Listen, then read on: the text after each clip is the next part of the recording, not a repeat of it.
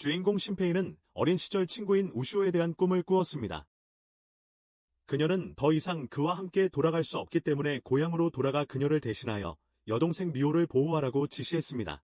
그가 우시오에게 손을 뻗으려고 했을 때 그는 잠에서 깨어나 실수로 맞은편에 앉아있는 소녀의 가슴에 얼굴을 파묻고 뺨을 맞았습니다. 그는 방금 꾼 꿈을 잘 이해하지 못했고 진정하기로 결정했습니다. 그러자 고향인 히데가시마 섬이 보였다. 그는 2년 동안 이곳에 돌아오지 않았습니다. 그런 다음 그는 배에서 내려 고향 섬으로 돌아왔습니다. 오늘은 7월 22일입니다. 그 사람 모두가 이 사실을 기억해야 합니다. 그러다 신페이는 우시오의 의붓 누나 미호를 만났는데 미호는 무서운 속도로 신페이를 향해 차를 몰고 있었습니다. 미호는 바다로 그대로 돌진했고 신페이에게 구조되었습니다. 미호는 신페이에게 마을 이야기를 물었지만 신페이는 외출을 거의 하지 않았기에 할 말이 많지 않았습니다. 둘은 집에 도착할 때까지 별것 아닌 이야기들을 나누었습니다. 그 집은 우시오의 장례식장이기도 했습니다. 장례식장에는 많은 사람들이 붉은 승마꽃을 들고 있었고 신페이는 10년 전 부모님을 여의고 우시오네 가족에게 입양되었던 기억을 떠올렸습니다. 신페이에게 미호와 우시오는 단순한 어린 시절 친구가 아니라 가족이나 다름없었습니다. 신페이는 우시오에게 카레를 만들어주겠다고 약속했었지만 이제는 그럴 기회가 없었습니다. 그때 신페이는 우시오의 시신을 부검하여 몇 가지 사항을 조사할 것이라는 사람들의 말을 들었습니다. 갑자기 섬광이 비쳤지만 출처는 알 수 없었다. 생각을 정리하기도 전에 신페이의 단짝 친구 수가 울면서 달려왔다. 수는 우시오가 물에 빠진 아이를 구하려다 휩쓸려 갔다고 말했다. 그때 연구차가 도착했고 신페이는 우시오가 단순히 익사한 것으로 보이는데 왜 수의 아버지가 부검을 하려는지 의아해했다. 수는 신페이에게 저 어린 여자아이를 잘 살펴보라고 했다. 그 아이는 우시오가 구해준 시오리였다. 모두들 그녀의 멍한 표정을 사고 충격 때문이라고 생각했다. 그때 신부가 신페이에게 관을 함께 나르자고 부탁했다. 수는 신페이에게 오늘 밤 모든 것을 말하기로 결심했다. 그날 저녁 집에 돌아온 신페이는 미호와 우시오의 아버지인 앨런 삼촌을 위해 요리를 했다. 동시에 다른 미호는 밖에서 집안을 들여다보고 있었다. 지나가던 경찰관은 미호가 집안에 있지 않고 밖에 있는 이유를 궁금해했다. 그 후 신페이는 수에게서 우시오의 부검 이유가 익사가 아닌 교살당한 것처럼 목에 흔적이 발견되었기 때문이라는 것을 알게 되었다. 경찰, 그 자신, 그의 아버지, 그리고 미호의 가족만이 이 사실을 알고 있었다. 그때 미호가 와서 우시오가 남긴 목걸이를 그에게 건넸다. 미호는 신페이를 껴안고 우시오가 없어져서 슬퍼 울었다. 언니의 목숨을 빼앗은 자는 누구든 용서하지 않겠다고 그녀는 맹세했다. 그녀는 더 이상 울지 않기로 했다. 그것이 우시오가 바랐을 것이라고 확신했기 때문이다. 그 후 신페이는 목걸이를 보며 옛 기억을 떠올렸다. 우시오가 이것을 간직하고 있었다니 믿을 수 없었다. 다음 날 아침 7월 23일 신페이는 미호의 일을 돕기 위해 앨런 삼촌의 가게에 갔다. 갑자기 가게 안에 손님이 신페이에게 그가 찾던 사람을 찾았냐고 물었다. 오늘 아침 안경을 쓰고 가슴이 큰 여자를 찾는 신페이를 봤다고 했다. 신페이는 기억이 나지 않았고 그 남자가 술에 취해 헛소리를 한다고 생각했다. 그때 경찰관도 시원하게 술 한잔 하러 왔다. 이 경찰은 미호의 친척이자 섬에서 유일한 경찰인 테츠였습니다. 미호는 테츠가 오늘 아침 식사 자리에 없었던 이유를 물었고 테츠는 우시오가 구해준 어린 슈리의 가족이 흔적도 없이 사라졌다는 소식을 전했습니다. 사람들은 그 가족이 빚 때문에 도망쳤다고 의심했습니다. 미호는 달아났고 신페이는 그녀를 뒤쫓아야 했습니다. 그는 그 가족 집 근처에서 미호를 발견했고 미호는 일주일 전 어린 슈리가 이상한 행동을 보였다고 밝혔습니다. 구체적으로 산에서 벌레를 잡으러 갔을 때 그 소녀는 자신과 똑같이 생긴 사람을 보았다고 말했습니다. 갑자기 네주라는 사냥꾼이 지나가면서 그림자병이라는 것을 언급했습니다. 전쟁 중에 꽤 흔했습니다. 전설에 따르면 영향을 받은 사람들은 자신의 그림자를 보고 그 그림자 때문에 목숨을 잃는다고 합니다. 그 병에 걸린 사람은 헤르코 신의 사당에 가서 정화를 받아야 했습니다. 그 후 그는 떠났고 미호는 이 병을 믿었습니다. 우시오가 죽기 3일 전 두 자매는 쓰레기를 줍다가 우시오의 그림자가 바로 눈앞에 나타나는 것을 보았습니다. 신페이는 진정하려고 했으며 미호에게 더 이상 울지 않겠다고 한 약속을 상기시켰습니다. 그는 미호를 데리고 헤르코 신사에 가서 정화를 받기로 했습니다. 두 사람은 신사에 갔지만 아무도 없었습니다. 갑자기 미호는 지나가는 사람을 발견하고 신페이를 끌고 조사하러 갔습니다. 아무것도 찾지 못하고 앞길은 위험한 폐허로 이어져 들어갈 수 없었다. 갑자기 총성이 울렸고 신페이는 조사하러 달려갔다. 그는 배에서 마주 앉았던 여자를 만났다. 여자는 총에 맞았고 신페이를 가까이 끌어당겨 무언가를 말하려고 할 때 머리에 총을 맞았다. 신페이는 미호가 자신의 그림자에게 붙잡혔다는 것을 알았다. 그림자가 그의 눈앞에서 진짜 미호를 쏘아 죽였다. 신페이도 총에 맞았고 그러자 갑자기 처음으로 돌아와 다른 여자아이의 가슴에 얼굴을 묻고 있던 순간으로 되돌아갔다. 신페이는 우시오가 어린 소녀 시오리를 구하다 죽은 날의 장면을 보았다. 그때 무슨 일이 일어났는지 여전히 이해하지 못했다.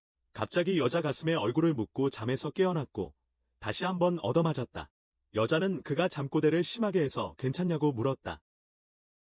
그는 그 여자가 꿈에서 총에 맞았던 여자라는 것을 깨달았다. 더 이상 묻고 싶지는 않았지만 이번이 처음으로 얻어맞은 것이 아니라는 느낌이 들었다. 그러고는 휴대전화를 확인했는데 날짜가 7월 22일이었다. 그와 미호가 신사에 갔다가 미호의 그림자에게 총을 맞은 날은 23일이었다. 그는 나구모 작가의 소설을 읽고 있었다. 주변 사람들이 복제품이라고 믿는 소녀에 대한 이야기였는데 그의 최근 꿈들을 설명해주는 내용이었다. 그는 다시 해변으로 올라갔다. 다시 한번 꿈을 무시하며 하지만 자전거를 타고 자신에게로 달려오는 미호의 모습은 이전과 같았고 그는 데자뷰를 경험하는 것 같았다. 그는 미호를 부축했고 누군가가 그녀의 자전거 브레이크를 끊었다는 것을 알았다. 그 후의 일들은 꿈에서처럼 모두 똑같이 반복되었다. 모두가 꿈에서처럼 행동하고 말했다. 그는 다시 앨런 삼촌을 만났고 아시오의 장례식에 참석했으며 다시 우시오가 질식사했을지도 모른다는 말을 들었다. 다시 빛이 비쳤고 무엇보다도 어린 소녀 슈리가 있었다. 그는 그녀의 가족이 내일 사라질 것이라는 것을 기억했고 만약 모든 것이 꿈처럼 계속 반복된다면 그것은 그림자가 실제로 존재한다는 것을 의미했다. 그날 저녁 앨런 삼촌의 집에서 저녁 식사를 하는 동안 그는 우시오가 그림자에게 정말로 죽임을 당했고 미호도 곧 같은 운명을 맞이할 것이라고 의심했다. 그래서 그는 바람 쐬러 나가겠다고 허락을 구했다. 밖으로 나가자마자 그는 갑자기 테츠 경관이 미호를 만났다는 것을 알게 되었습니다. 하지만 진짜 미호는 분명 안에 있었고 제복을 입고 있지 않았습니다. 이 미호는 경찰관을 칼로 찔러 죽인 후 그의 그림자를 복사하기 위해 사진을 찍었습니다. 그 후 테츠의 그림자가 진짜 테츠의 시체를 처리했고 그림자 미호는 그에게 권총을 넘겨줄 것을 요구했습니다. 그는 그림자 미호에게 안으로 들어가서 진짜 미호를 처리하라고 말했지만 지금 총을 쏘면 멀리서 들릴 것입니다. 신페이는 이것이 진실이라는 것을 깨달았고 그때 그의 휴대전화가 울렸고 그림자 미호는 즉시 달려들어 그의 목을 찔렀습니다. 신페이는 제때 반응하지 못했고 그의 영혼은 그의 몸에서 분리되었습니다. 그는 시간 여행의 징후를 보이기 시작했고 누군가의 목소리를 들었습니다. 잘 듣지는 못했지만 마지막 문장은 미호를 지켜라 겼습니다. 그는 다시 7월 22일로 돌아왔습니다. 이번에는 배에서 내리는 순간으로 방금 들었던 목소리가 우시오의 목소리라는 것을 깨달았습니다. 그때 미호가 그에게 달려들었고 그는 그녀를 막으려고 일어섰다가 물에 빠졌습니다. 그는 수영을 할 줄 몰랐기 때문에 미호가 그를 구하기 위해 물에 뛰어들었습니다. 한편 배에 있던 소녀는 나무에 매달려 있었습니다. 그녀는 휴대폰으로 일기를 쓰다가 누군가가 우시오의 장례식에 잠입했다는 것을 알아챘습니다. 그날 저녁 신페이는 테츠에게 싸움이 있으니 술집으로 가라고 전화했습니다. 허위 신고로 꾸중을 듣더라도 그림자 미호로부터 테츠를 떼어놓기 위해서였습니다. 그래서 그는 휴대폰을 정리하고 비행기 모드로 바꿔 지난번처럼 전화가 오는 것을 막았습니다. 섀도우 미호가 나타나는 정확한 시간을 알고 있던 그는 근처 덤불에 카메라를 설치해 보고서에 필요한 증거를 수집했습니다. 그런 다음 집에 들어가 보니 어느새 그녀의 눈 하나가 색깔이 변해 있었습니다. 그때 그는 미호가 목욕 중이지만 평소보다 조용하다는 것을 알아채고 확인하러 들어갔지만 미호에게 쫓겨났습니다. 미호가 안전하다는 것을 확인한 그는 다음 날 아침 그녀의 휴대폰을 가지러 밖으로 나갔고 휴대폰에는 전날 밤 미호의 그림자가 찍힌 영상이 있었습니다. 그는 미호에게 영상을 보여주었고 미호는 그림자와 그림자의 병이 단순한 미신이 아니라는 사실에 매우 놀랐습니다. 신페이는 우시오가 자신의 그림자를 보았다는 것이 사실인지 물었고 미호는 그것을 확인하며 그림자가 아시오를 죽였을지도 모른다고 의심했습니다. 어린 시오리도 그림자를 보았고 위험에 처해 있었기에 미호는 걱정되어 확인하러 가고 싶어 했습니다. 하지만 신페이는 직접 확인하기로 하고 미호를 집에 두고 갔습니다. 그는 시오린의 가족이 운영하는 슈퍼마켓에 갔지만 첫 번째 때처럼 여전히 문을 닫았습니다. 그때 갑자기 근처에 사는 한 이모를 만났는데 그 이모도 오늘 시오린의 집이 왜 문을 닫았는지 궁금해하고 있었고 그래서 둘이 함께 확인하러 갔습니다. 문을 두드리고 초인종을 눌렀지만 아무도 대답하지 않았습니다. 문이 열려 있었기에 안으로 들어가 보니 TV는 여전히 켜져 있었고 식탁에는 아무것도 손대지 않은 채였습니다. 신페이는 최근 태츠 경관의 것과 같은 그림자의 흔적인 검은 자국 2개를 발견했습니다. 그러자 신페이는 위층을 확인하기로 했습니다. 그는 앞서 본 2개의 자국이 시오리의 부모님 것임을 알았기에 어린 소녀는 어디에 있는 걸까요? 불을 켜려는 순간 그림자의 빛이 그를 비췄다. 그는 작은 시오리가 자신의 뒤에 있다는 것을 알아챘고 그것이 그림자임을 확신했지만 아무것도 모르는 척했다. 하지만 소녀는 그림자를 꺼내 그를 위협하기 시작했다. 다행히 이모가 그를 불렀고 시오리의 그림자는 도망쳤다. 정신을 차리자 그림자는 화장실 창문으로 도망친 것 같았다.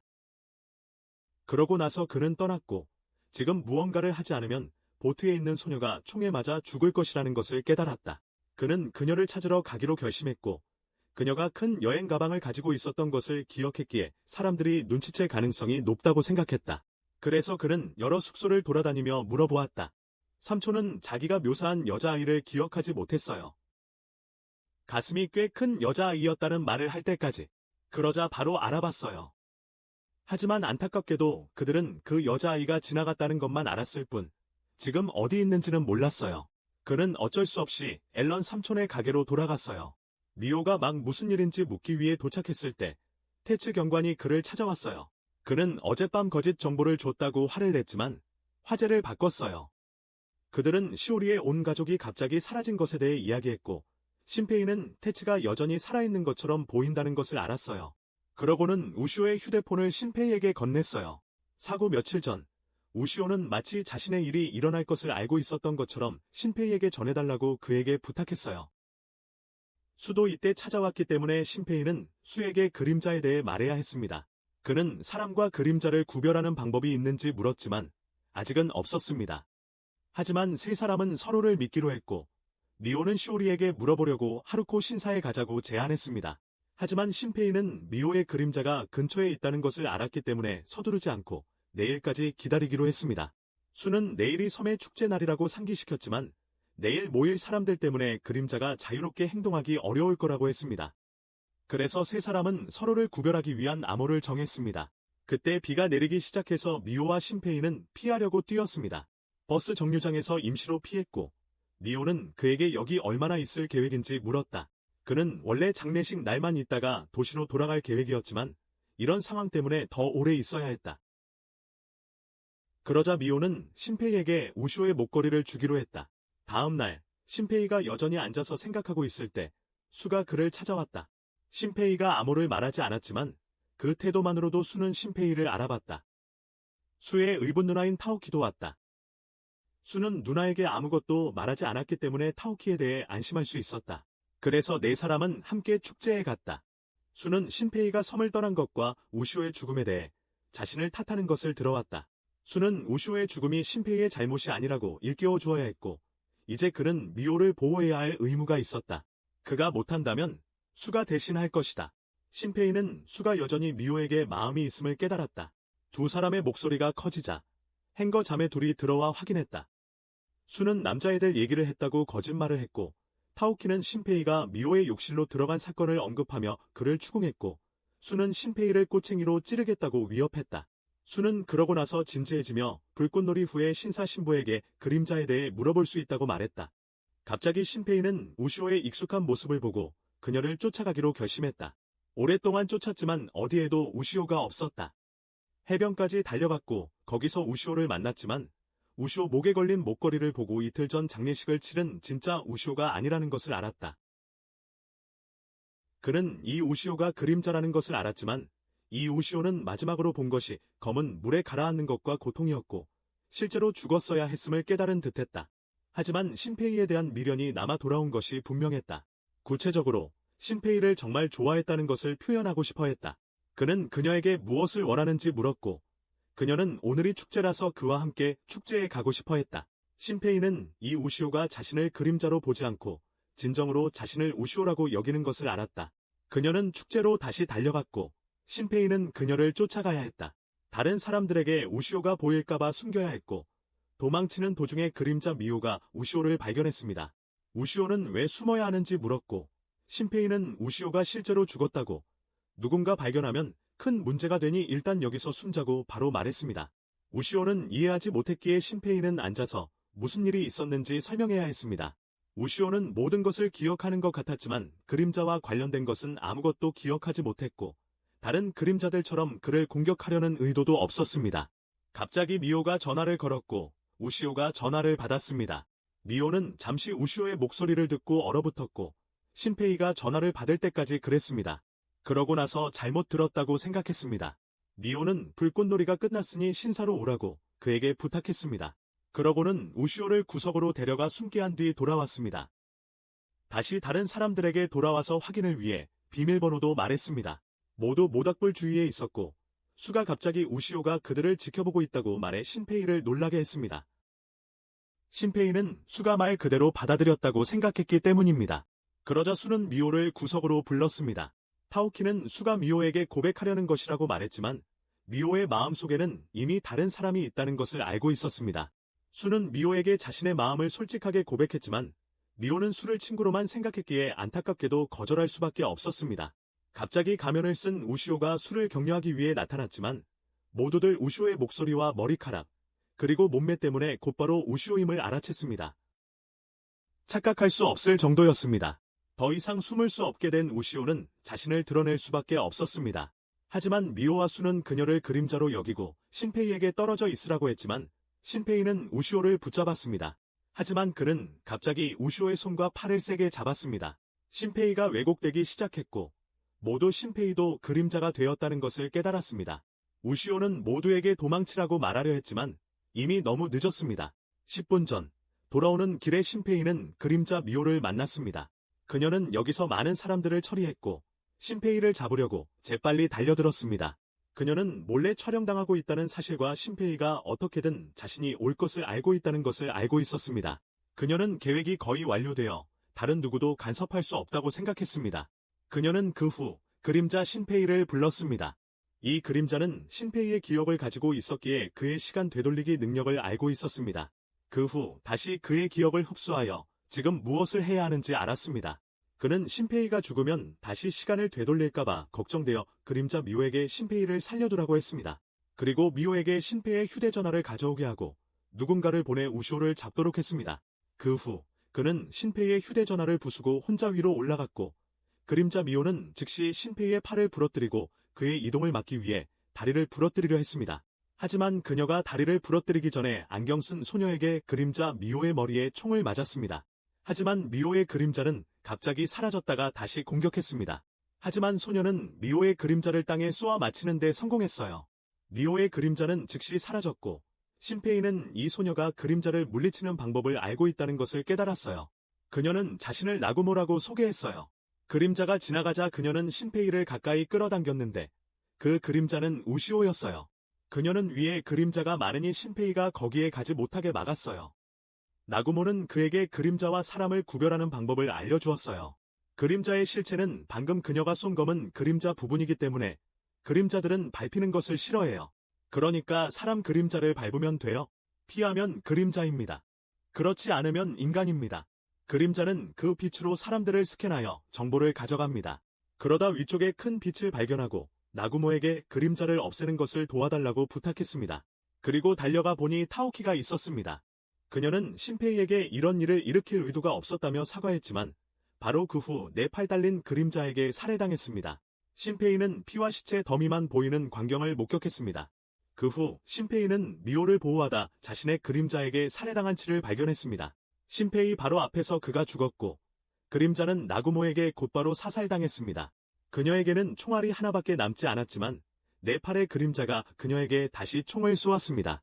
그녀는 그것이 날아오는 것을 보고 제때 피했지만 얼굴에 스치는 상처를 입었습니다. 신페이는 그가 누구인지 물었지만 그에게 붙잡혔습니다. 그는 신페이의 오른쪽 눈이 어머니의 눈이라는 것을 깨달았습니다. 시간을 조종하는 힘을 가진 눈. 이때 우시오가 깨어나서 몸부림치려 했습니다. 그 눈은 그가 게임처럼 저장 지점으로 돌아갈 수 있게 해주지만 그는 더 이상 저장 지점이 없도록 이 세상을 파괴해야만 합니다. 우시오는 신페이에게 미호를 구해달라고 애원했다. 그는 미호에게 손을 뻗었지만 그녀는 그림자에 의해 순식간에 소멸되었다. 신사 한가운데 거대한 그림자가 나타났다. 다른 그림자들이 모두 그것과 합쳐졌고 그림자가 퍼지는 곳마다 시체와 사람들이 사라졌다. 그 시체 더미 또한 순식간에 증발했다. 그림자의 어머니도 하늘에 나타났다. 축제 참가자들은 퍼져나가는 거대한 그림자에 즉시 삼켜졌고 섬에 있는 모든 사람들은 하늘의 붉은 빛을 보았다.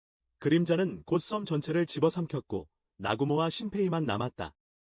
그녀는 전에 그 메시지를 믿지 않은 자신을 후회했고 신페이는 22일로 돌아가 모든 것을 바꿀 수 있기에 나구모에게 자신을 쏘라고 부탁했습니다. 네팔의 존재가 그들을 막으려 했지만 우시오에게 주먹으로 맞았습니다.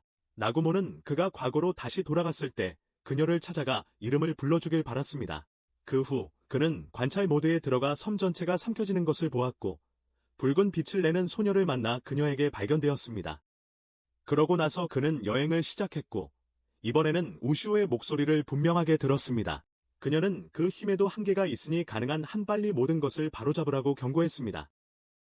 그 후 그는 미호와 함께 집으로 돌아가던 때로 돌아왔습니다. 집에 도착하자 그는 모든 것을 객관적으로 재평가하기로 했습니다. 먼저 매 루프 시작 시 조금씩 더 과거로 돌아가는 점과 더 이상 되돌릴 수 없는 최악의 상황에서 루프를 시작하지 않도록 매우 주의해야 한다는 것을 알고 있습니다. 그리고 동시에 우시오도 신페이와 함께 이곳으로 돌아왔습니다. 신페이의 이야기는 잠시 제쳐두고 이전의 나구모의 이야기를 따라가 보겠습니다. 그녀가 처음 섬에 도착했을 때 부두에 있던 남자가 그림자임을 깨달았습니다. 그러고 나서 미호가 신페이와 부딪혀 바다에 빠지는 것을 보았습니다. 이어서 우시오의 장례식 안내문을 보고 그 이름이 배에서 신페이가 언급했던 이름이라는 것을 기억해내고 확인하러 갔습니다. 그곳에 도착했을 때 우연히 아는 사람에게 알아채였습니다. 하루코 신사의 신관, 카라쿠리였습니다. 그녀가 섬을 떠난 지 14년이나 지났지만 그는 그녀를 알아봤다. 그녀가 그의 그림자를 밟았지만 반응이 없어서 그는 사람이라는 것을 알았다. 그녀는 카라쿠리가 수다스러운 성격 때문에 자신이 그를 싫어했던 이유를 떠올리기 시작했다. 그러고는 그녀를 알란 삼촌에게 소개했는데 과거 그녀가 단골이었기 때문에 삼촌도 그녀를 알아봤다. 그래서 그녀는 알란 삼촌에게 두 딸이 있고 그의 아내는 돌아가셨기 때문에 그가 물건을 팔고 있을 때 손님들이 두 딸과 놀아주곤 했다는 사실도 알았다. 갑자기 알란 삼촌은 미호와 신페이가 바다에 빠졌다는 소식을 듣고 늦어질 수밖에 없었다. 나구모는 신페이의 가족이 이사 오기 전에 섬을 떠났기 때문에 그전에는 신페이를 몰랐다. 10년 전 그의 부모님은 사고로 돌아가셨다. 이 말을 들은 나구모는 떠나기로 결심하고 잠시 신페이를 피하고 싶어 했다. 갑자기 알란 삼촌이 달려와 나구모에게 알려야 할 일이 있다고 보고했다.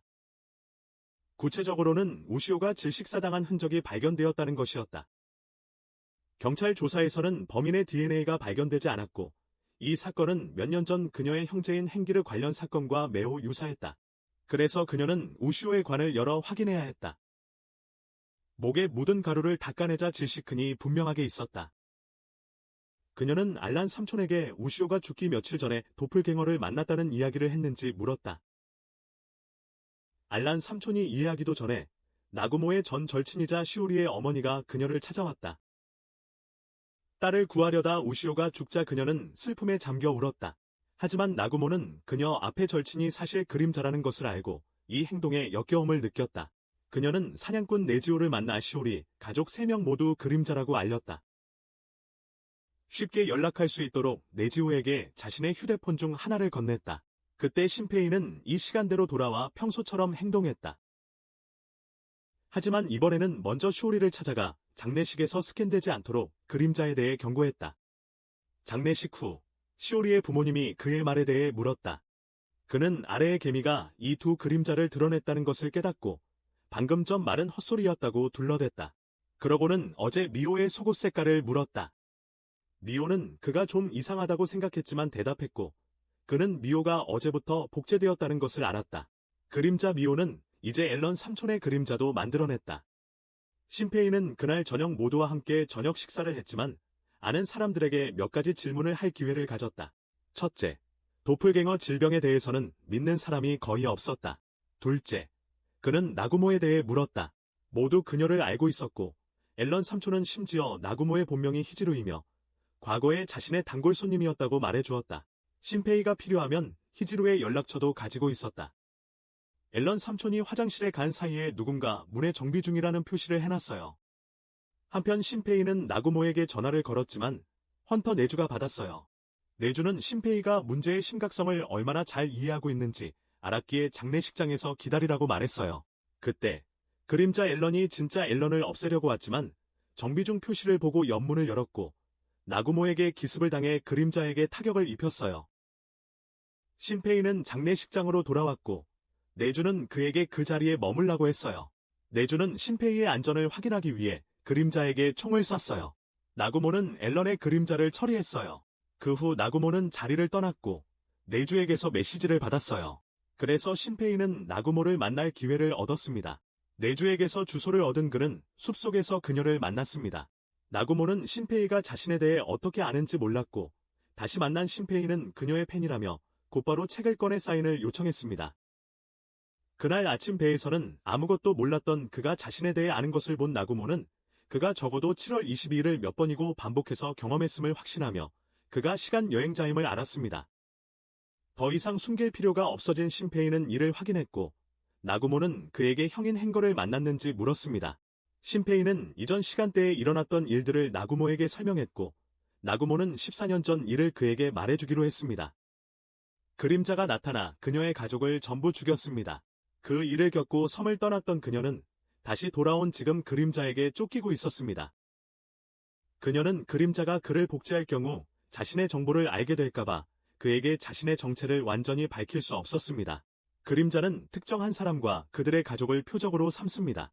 그는 앨런 삼촌도 표적이 될까 걱정했지만 나구모는 이미 앨런을 처리했습니다.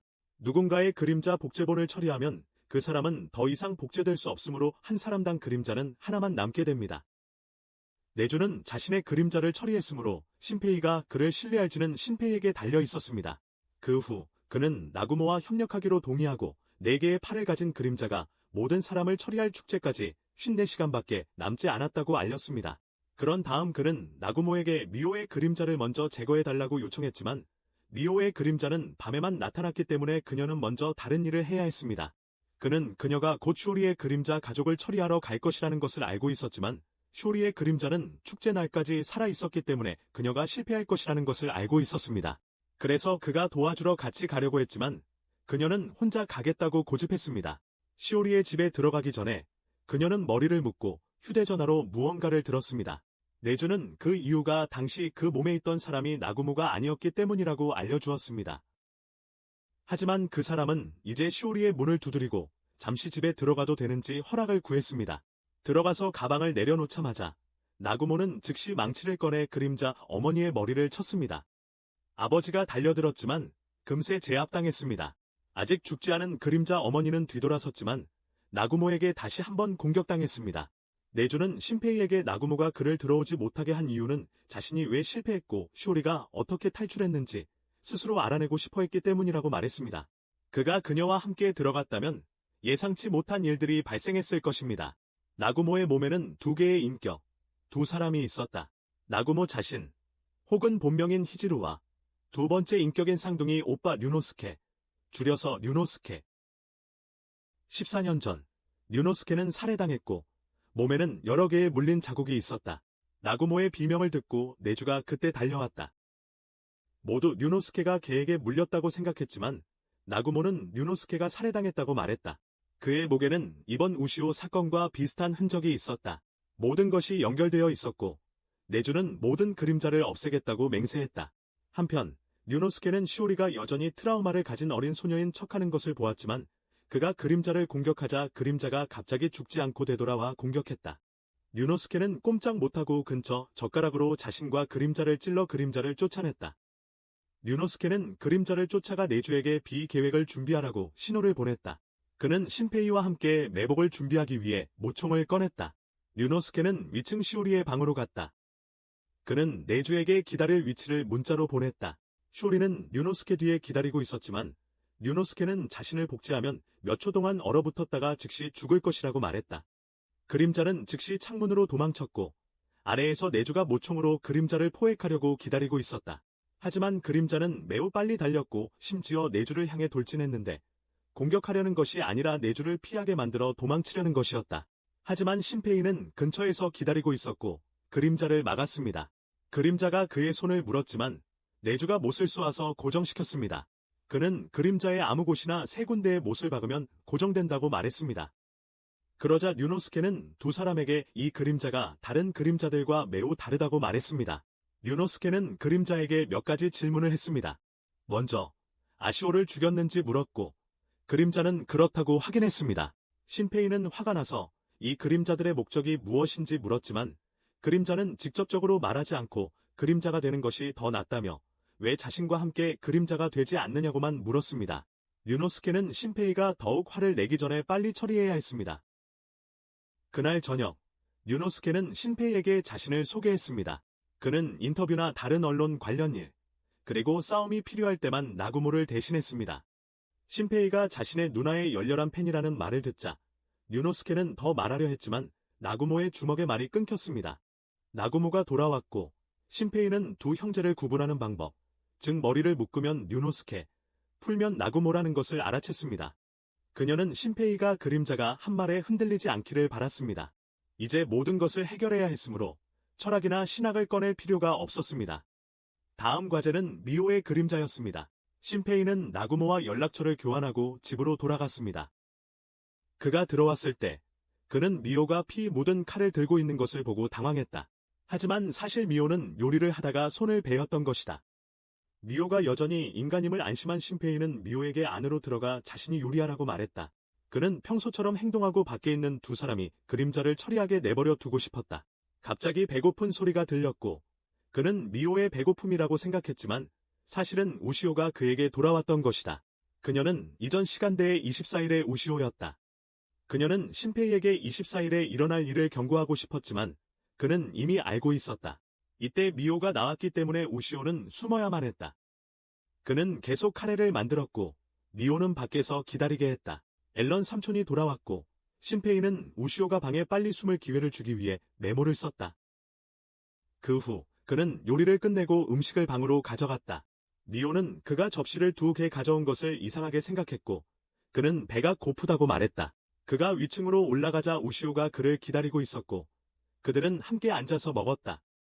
여전히 우시오를 의심하던 그는 그녀에게 질문했다.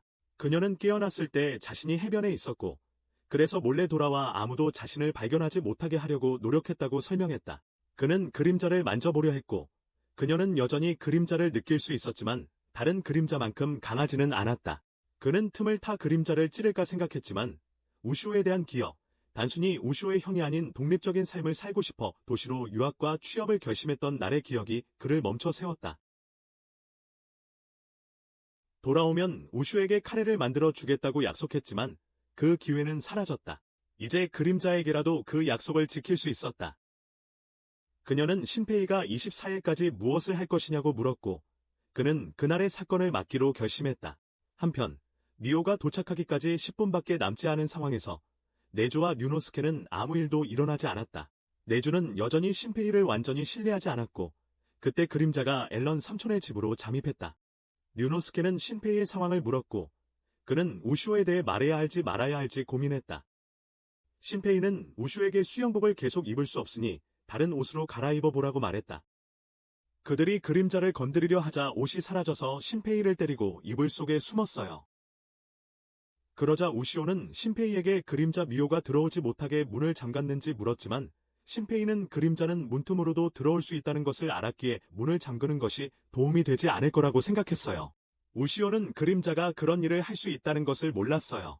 신페이는 아직까지 그림자의 징후가 없었기에 미호의 그림자가 집에 들어오지 않을 거라고 생각했지만 이미 들어왔다는 것을 몰랐어요. 잠시 후 미호가 신페이에게 설거지할 그릇을 가져오라고 했어요. 그녀는 왜 숟가락과 물컵이 2개씩 있는지 이해하지 못했어요. 미호는 그가 우시오를 위한 추모식을 올리는 것이라고 생각했어요. 미호가 간 후 그녀는 갑자기 다시 돌아왔어요. 신페이는 우시오를 숨기려던 순간 그림자 미호임을 깨달았다.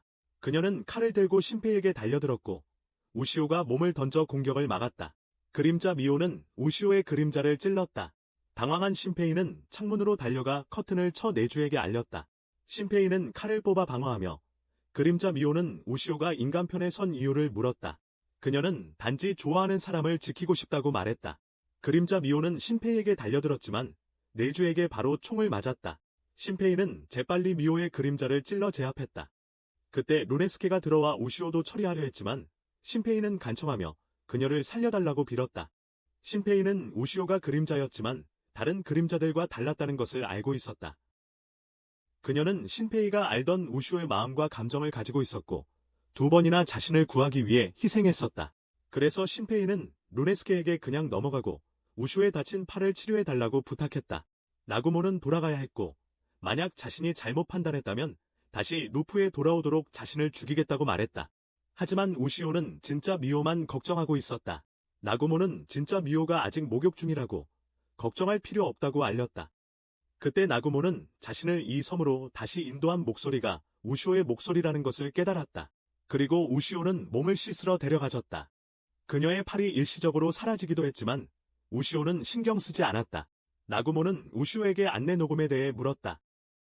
분명 우시오의 목소리였지만 그녀는 아무것도 기억하지 못했다. 그러자 나구모는 그림자 미호가 변화를 보이기 시작했고 신페이가 시오리의 집 문제 해결을 도왔다는 것을 알고 그를 제거하려는 것 같다고 말했다. 이것은 그림자들이 서로 소통하는 방법이 있다는 것을 증명했기에 그녀는 이것이 우시오에게도 적용될까봐 걱정되어 우시오와 신페이와 함께 가는 것을 원하지 않았다. 그래서 신페이는 헤어지는 것을 받아들여야 했고 다음 날 절에 대해서도 경고했다. 미호의 그림자는 죽었을지도 모르지만 다른 그림자가 나타날 가능성도 있었다. 신페이는 다음 날 아침 평소처럼 활동하기로 했다. 그는 전날 밤 우시오에게 자기 침대를 내주고 아침에 먹을 것을 찾으러 갔고 미호에게 자기 방에 오지 말라고 말했습니다. 그리고는 우시오의 원래 조개 목걸이를 가져와서 그것을 보게 하고 무슨 일이 있었는지 기억하게 하려 했습니다. 한편 그는 가게에 갔다가 술을 다시 만났습니다. 두 사람은 함께 바깥으로 나갔고 신페이는 예방 차원에서 우산도 가져왔습니다. 그는 술을 해변으로 데려가 그림자 우시오를 소개했습니다. 수는 너무 놀라서 얼어붙었습니다. 그러자 그는 그날 진짜 우시오를 죽게 내버려 둔 것에 대해 죄책감을 느꼈지만 우시오는 그를 깨우치려고 발길질을 했습니다. 그 후 신페이는 우시오에게 이전에 얻었던 휴대전화를 건넸습니다. 비밀번호가 바뀐 걸 알았지만 지문 인식으로 열 수 있었어요. 안에는 바로 이 장소에서 촬영된 영상이 있었죠. 우시오가 찍은 영상이었고 신페이에게 자신의 그림자를 소개하기도 했어요. 그 영상을 볼 수 있다면 자신이 죽었을 거라는 걸 알고 있었죠. 휴대폰을 열 수 있는 사람은 그림자뿐이었으니까요. 자신의 그림자는 매우 다르고 신페이의 아군이 될 거라고 안심시키고 싶어 했어요. 그림자 우시오는 지켜보며 일어났던 일을 떠올리고 있었어요. 모든 것은 7월 17일, 현재로부터 거의 일주일 전에 시작되었죠. 우시오와 미호는 시오리의 슈퍼마켓에 물건을 사러 갔어요. 어린 소녀는 산에서 자신의 그림자를 보고 최근 누군가에게 따라다니는 기분이라고 말하기도 했죠. 그녀는 우시오만 믿었지만 우시오는 그녀의 말을 진지하게 듣지 않았습니다. 그날 모두 해변 청소 행사에 참여했고 그때 우시오는 그림자에게 복제되었습니다. 하지만 그 그림자는 도망치기 전에 두 자매 앞에 나타났습니다. 우시오는 그림자를 따라갔고 그림자의 모자를 떨어뜨리는 것을 보았습니다. 그녀는 시오리를 찾아가 그 그림자 문제를 어린 소녀를 위해 믿고 해결해 주겠다고 말했습니다. 청소 행사가 끝나고 두 자매는 집에 돌아와 목욕을 했습니다. 우시오는 갑자기 거기서 자신의 그림자를 만났습니다. 미호를 부르려 했지만 되지 않자 그림자를 찾고 그림자 우시오는 놓아주었습니다. 둘 다 자신이 진짜이고 상대가 그림자라고 생각했습니다. 하지만 그건 제쳐두고 만약 이런 일이 일어났다면 쇼리의 그림자도 섬 어딘가에 있을 것입니다. 그래서 그들은 작은 소녀가 그림자를 거기서 봤다고 했기 때문에 산으로 올라가 확인했습니다. 출입금지 표지판을 발견했지만 몰래 들어가 치의 가족이 있던 낡은 병원에 도착했습니다. 이곳은 유령이 나온다는 소문이 있어서 사람들이 거의 오지 않았습니다.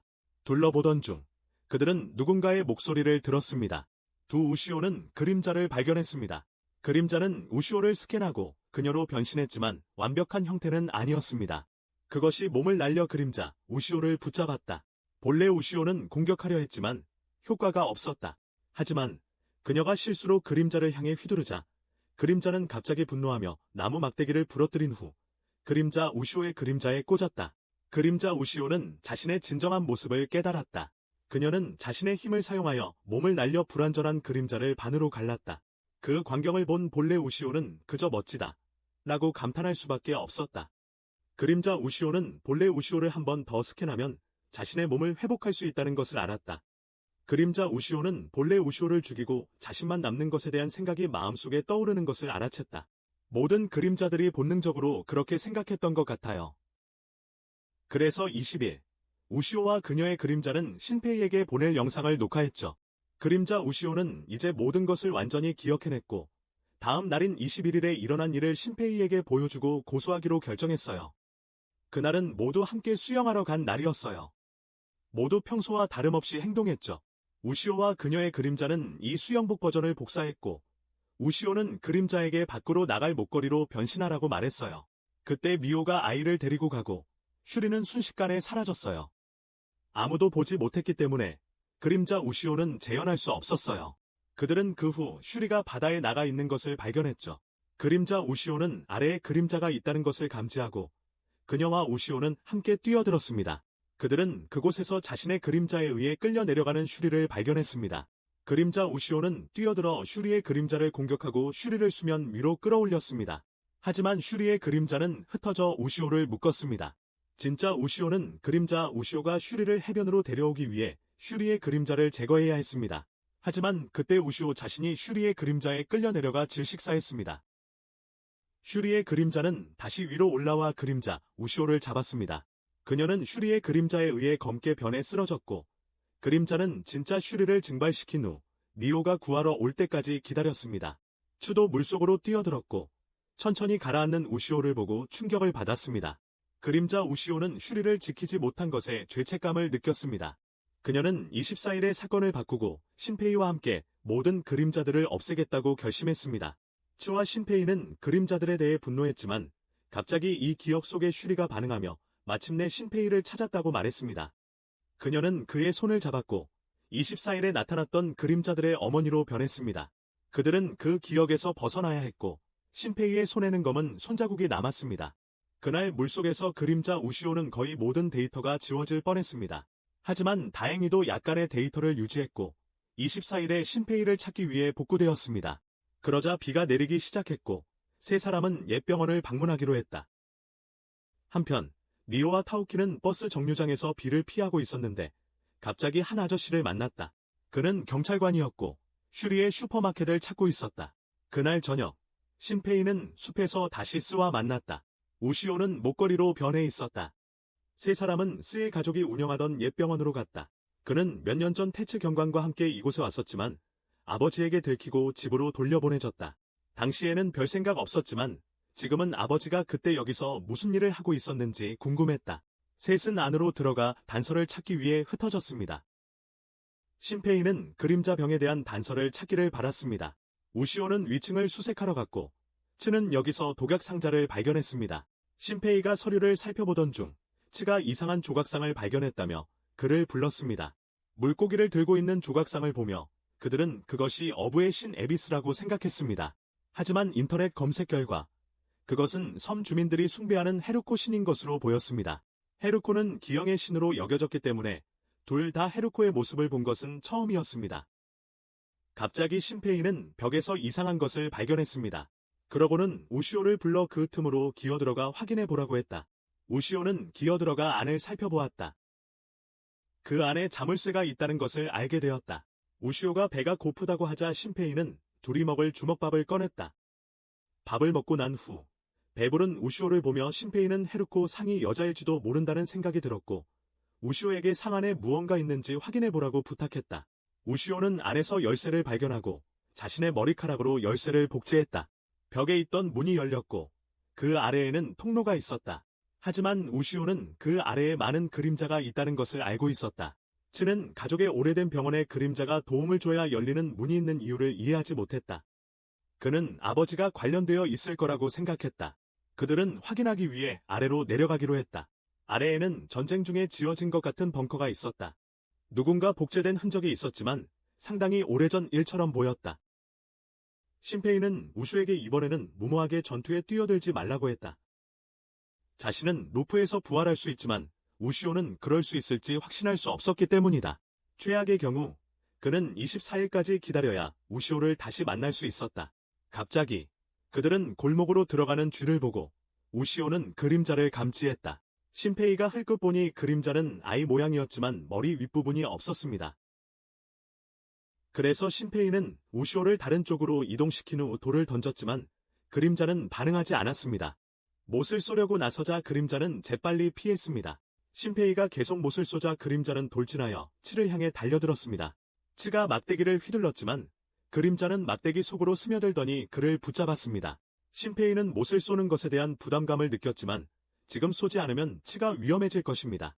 신페이는 진정을 하고 그림자를 향해 3발을 쏘았고 치에게 그림자를 던져 올리게 한 후 우시오가 마무리했습니다. 우시오는 앞쪽 그림자에서 여전히 오싹함을 느껴 계속 가기로 했습니다. 신페이는 치에게 우시오를 지켜주고 자신보다 먼저 죽게 하지 말라고 부탁했습니다. 그러자 치는 우시오에게 모총을 복제할 수 있는지 물었고 우시오는 복제는 가능했지만 복제품은 작동하지 않는다고 했습니다. 원본총이 고장나거나 사라져야만 복제품이 사용 가능해졌습니다.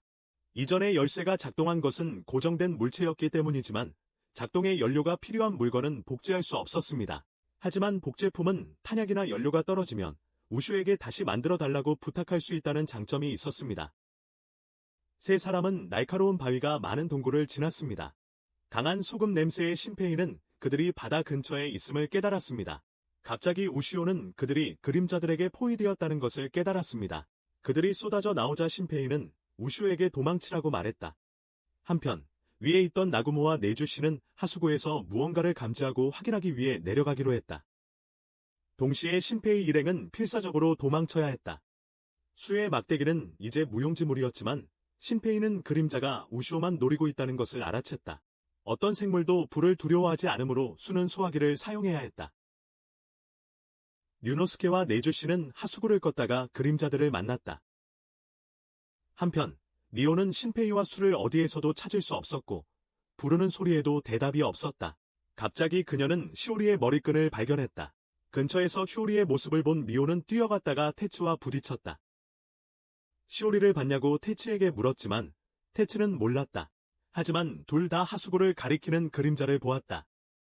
미오는 신페이가 여기에 있다는 말을 들었기에 테츠와 함께 찾으러 가고 싶었지만 테츠는 악취가 나고 무서워서 거절했다.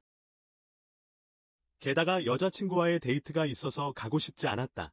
하지만 미오는 거기서 시오리를 찾으면 영웅이 될 것이고 여자친구도 따라올 것이라고 말했다. 그래서 테츠는 마음을 바꿔 사람들을 구하러 가기로 했다. 신페이 일행은 다른 동굴로 달려가 산호를 발견했는데 수중 생물이 육지에 있다는 것이 이상했다. 우시오는 이것들이 그림자라는 것을 깨달았지만 이곳의 물은 바닷물이었기에 이 동굴은 바다와 연결되어 있을 것이다. 하지만 수는 가스통이 비었다고 알려주었고 이제 그들은 그림자로부터 위험에 처하게 되었다. 우시오는 몸이 좋지 않았고 자신의 팔이 아직 완전히 낫지 않았다는 것을 밝혀야 했다. 그녀는 자신의 팔을 스캔하고 회복하기 위해 우시오의 원래 몸이 필요했지만 이제 우시오의 몸은 화장되어 재가 되었다. 그녀는 이제 고통을 멈추기 위해 이 팔을 지울 수 있지만 전투력은 약해질 것이다. 신페이는 돌아가고 싶어 했고 우시오를 위해 이 팔을 구하고 싶어 했지만 갑자기 누군가 나타났고 두 그림자와 함께 온 사람이 수의 여동생 타오키라는 것을 알고 모두 충격을 받았다. 한편 류노스케와 네주씨는 하수구의 철책 울타리에 갇혀 있었다. 네주씨는 그들이 통과하려면 금속 절단기가 필요하다는 것을 알고 있었다. 동시에 그들은 이 길이 이곳의 전설인 헤루코 동굴로 이어질 수 있다는 정보를 더 찾아야 했습니다. 그들은 카라쿠리의 아버지가 살아있는지 물어보려고 찾아가기로 했습니다. 갑자기 그들은 미오가 이곳으로 내려오는 소리를 들었습니다. 미오와 테츠는 여전히 슈리를 따라가고 있다고 믿었습니다. 그들은 철책 너머에서 슈리를 보았습니다. 그녀는 두 사람이 통과할 수 있도록 철책을 사라지게 했습니다. 그들이 통과하자 류노스케 일행도 따라가기로 했습니다. 타오키는 이제 수와 신페이가 신성한 곳을 침범했다고 알렸습니다. 모두가 답을 원했지만 타오키는 자신이 불량품 우시오를 되찾고 싶고 둘 다 돌아갈 수 있다는 것만 밝혔다. 타오키가 다가왔고 신페이는 그림자를 향해 쏘려 했지만 불행히도 타오키는 실존 인물이었고 신페이는 실존 인물을 죽일 용기가 없었다. 타오키는 이제 이야기할 시간이라고 생각했다. 신페이는 모총을 버리고 항복하기로 결정했고 타오키는 우시오를 붙잡기로 했다. 하지만 신페이와 수는 모두 진실을 알고 싶어 했고 신페이는 자신의 아버지가 이 일에 연루되었다는 것을 확신했다. 타오키는 이것이 조만간 밝혀져야 할 것을 알고 있었기에 그들이 장비를 모두 여기에 남겨둔다면 둘을 안내하기로 했다. 한편 류노스케와 네주씨는 그림자들을 처리하고 있었고 여기에 산호와 말미잘이 그림자일 것이라는 것을 알아챘으며 시오리가 살아있는 것을 보고 둘 다 놀랐다. 류노스케는 자신이 망치로 내려칠 때 그 틈을 타 망치로 생긴 구멍으로 도망쳤을 것이라고 추측했다. 시오리가 나구모에게 돌아온 이유를 물었다. 분명히 돌아오면 죽이겠다고 경고했었기 때문이다. 그것은 또한 나구모 안에 류노스케의 인격이 있다는 것을 알고 있었다. 잠시 돌아온 나구모는 시오리가 사실 하이네라는 그림자라는 사실에 놀랐다. 갑자기 4개의 팔을 가진 검은 그림자가 다시 나타났다. 그림자는 어머니의 눈 하나를 훔친 신페이가 어디 있는지 물었다. 류노스케는 총을 쏘았지만 그 그림자에게 막혔다. 하이네는 그 기회를 이용해 류노스케를 스캔했고 둘 다 신페이의 행방을 모른다는 것을 알았다. 더 이상 가치가 없다고 판단한 하이네는 그림자가 둘을 죽이도록 놔두었지만 류노스케가 2초 후를 볼 수 있다는 것을 알고 있었기에 조심했다. 네주씨는 그 후 류노스케를 위해 총알을 맞으려고 서둘러 나가야 했습니다. 류노스케는 반격하려 했지만 그림자가 모든 총알을 막았습니다. 그러자 그림자가 반격하여 류노스케를 도망치게 만들었지만 류노스케는 여전히 총알 한 발을 맞았습니다. 그림자는 검은 피를 보고 간에 맞았다는 것을 알았습니다. 죽음은 확실했기에 그림자는 쫓지 않았습니다. 하이네는 이제 배가 고팠고 타오키가 찾아야 할 두 사람을 잡았으니 그림자가 돌아오라고 말했습니다. 타오키는 이제 자신의 아버지가 자신을 이 일에 끌어들였지만 스를 포함시키고 싶어하지 않았다고 밝혔습니다. 타오키 자신도 미호가 진실을 알기를 원치 않았기 때문에 신페이가 비밀을 지켜주기를 바랐습니다. 아시오는 신페이가 시간 루프를 재설정하기 전에 진실에 가까워지려고 한다는 것을 알아챘고 그들은 헤르코 신의 동굴에 도착했습니다. 그곳에는 그들이 위에서 보았던 조각상과 똑같이 머리가 길쭉한 그림자가 있었습니다. 하지만 그 그림자의 주인은 신페이가 축제 때 보았던 소녀의 모습이었습니다. 신페이는 그녀의 목적을 알아낸다면 그녀의 음모를 알고 막을 수 있을 거라고 생각했습니다. 타오키는 이것이 헤이루코 신이 복제한 최초의 형태였지만 사람들이 신의 이름을 직접 부르는 것을 원하지 않고 하이네라고 불리기를 바랐으며 그림자들의 어머니이기도 했다고 밝혔습니다. 하이네는 최근 움직일 수 없었기 때문에 대체 몸이 필요했고 그 몸은 다름 아닌 쇼리였습니다. 신페이는 그것이 우시오와 미호를 제사에서 죽이고 섬 전체를 삼킨 괴물이라는 것을 깨닫고 분노했습니다. 신페이는 분노에 찬 외침과 함께 하이네에 뻗어나오는 팔에 잡힐 뻔했지만 타오키는 하이네가 폭주하는 것을 막기 위해 누군가에게 하이네의 먹이를 가져오라고 불러야 했습니다. 평균적으로 이 섬에서는 매년 4명이 사망했는데 그 시체들은 타오키와 츠의 아버지에 의해 하이네에게 먹이로 가져다 주어졌습니다. 타오키는 이제 신페이가 원한다면 그의 손에 죽을 각오가 되어 있었습니다. 그녀가 그렇게 말한 이유는 저기 시체 2구 중 하나가 원래 우시오 씨의 시체였기 때문입니다. 신페이는 매우 충격을 받고 어제 받았던 유골에 무슨 일이 있었는지 물었습니다. 그것은 하인이 복제한 것이었고 우시오 씨의 진짜 시체는 다른 것으로 바뀌어 있었습니다. 그는 타오키에게 시오리가 납치되고 우시오가 살해된 것을 알고 있었는지 물었습니다. 시오리에 대해서는 알고 있었지만 우시오의 죽음은 그녀의 참견 때문에 예상치 못한 일이었습니다. 츠는 화가 나서 앞으로 나가 아버지가 와서 설명해 줄 것을 요구했지만 타오키는 츠 때문에 이런 일들을 감수해야 한다고 생각했습니다. 하인을 살려두는 유일한 방법이었기 때문입니다. 하인이 살아있어야 어머니가 살 수 있었습니다. 사실 형제의 어머니는 돌아가셨고 하인이 그림자를 만들었지만 그녀의 생각을 조종하지 않았기 때문에 형제의 옛 어머니와 같았습니다. 하인에는 다른 시체를 먹으려고 스캔했다. 신페이는 이것이 자신이 기회를 잡아야 할 순간임을 알았다. 하이네가 우슈의 시체를 스캔하려 할 때 그림자 우슈에게 내일 거를 가져오라고 신호를 보냈다.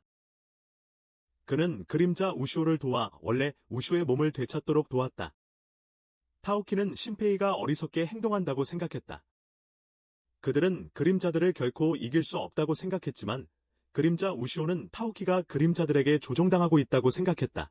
그들은 타오키 가족의 약점을 이용해 배고픈 배를 채우고 있었다. 그녀는 그것이 신이든 뭐든 상관없었다.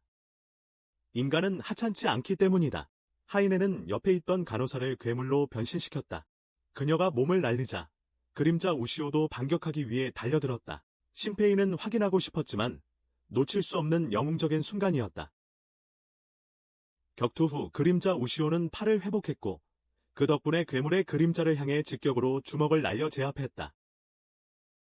신페이는 가까이 다가가 하이네를 제압할 기회를 얻었지만 즉시 손이 잘리고 네 팔의 그림자가 나타났다. 그는 미오를 붙잡아 신페이 일행을 위협하기 위해 데려왔다. 타오키는 미오를 건드리지 않겠다고 분명히 약속했는데도 그들은 아랑곳하지 않았다. 섬의 사람들은 내일을 볼 수 없을 테니까. 타오키는 그들의 말이 무슨 뜻인지 몰랐다. 분명히 내일 하이네는 마지막 시체 하나만 먹고 떠나고 그들의 어머니를 데려오는 것이 약속이었다. 타오키가 화를 내자 치는 여동생을 위해 총알을 막아야 했지만 바로 그 후 또 다른 총을 쏘았다. 한편 경찰관 테츠는 우연히 나구모를 발견했습니다. 그녀는 미오의 행방을 물었고 미오가 잡혔다는 것을 알게 되자 테츠에게 자신을 동굴로 데려가 달라고 부탁했습니다. 그때 신페이는 스가문의 두 남매가 죽는 것을 목격해야 했습니다. 하이는 그림자 우시오를 불러들였고 우시오를 고치려고 그녀를 붙잡기 시작했습니다. 하이는 신페이의 눈도 빼앗으려 했지만 빼앗을 수 없자 네 팔 달린 존재는 신페이의 눈이 열어 평행 세계를 볼 수 있게 하고 그가 원하는 세계를 현실로 만들 수 있다고 밝혔습니다. 하지만 그의 능력으로는 아직 눈을 완전히 제어할 수 없는 것 같았고 그들은 신페이가 자신의 계획을 방해하는 것을 원치 않았기에 계획이 완료되면 그를 마지막으로 죽이기로 했습니다.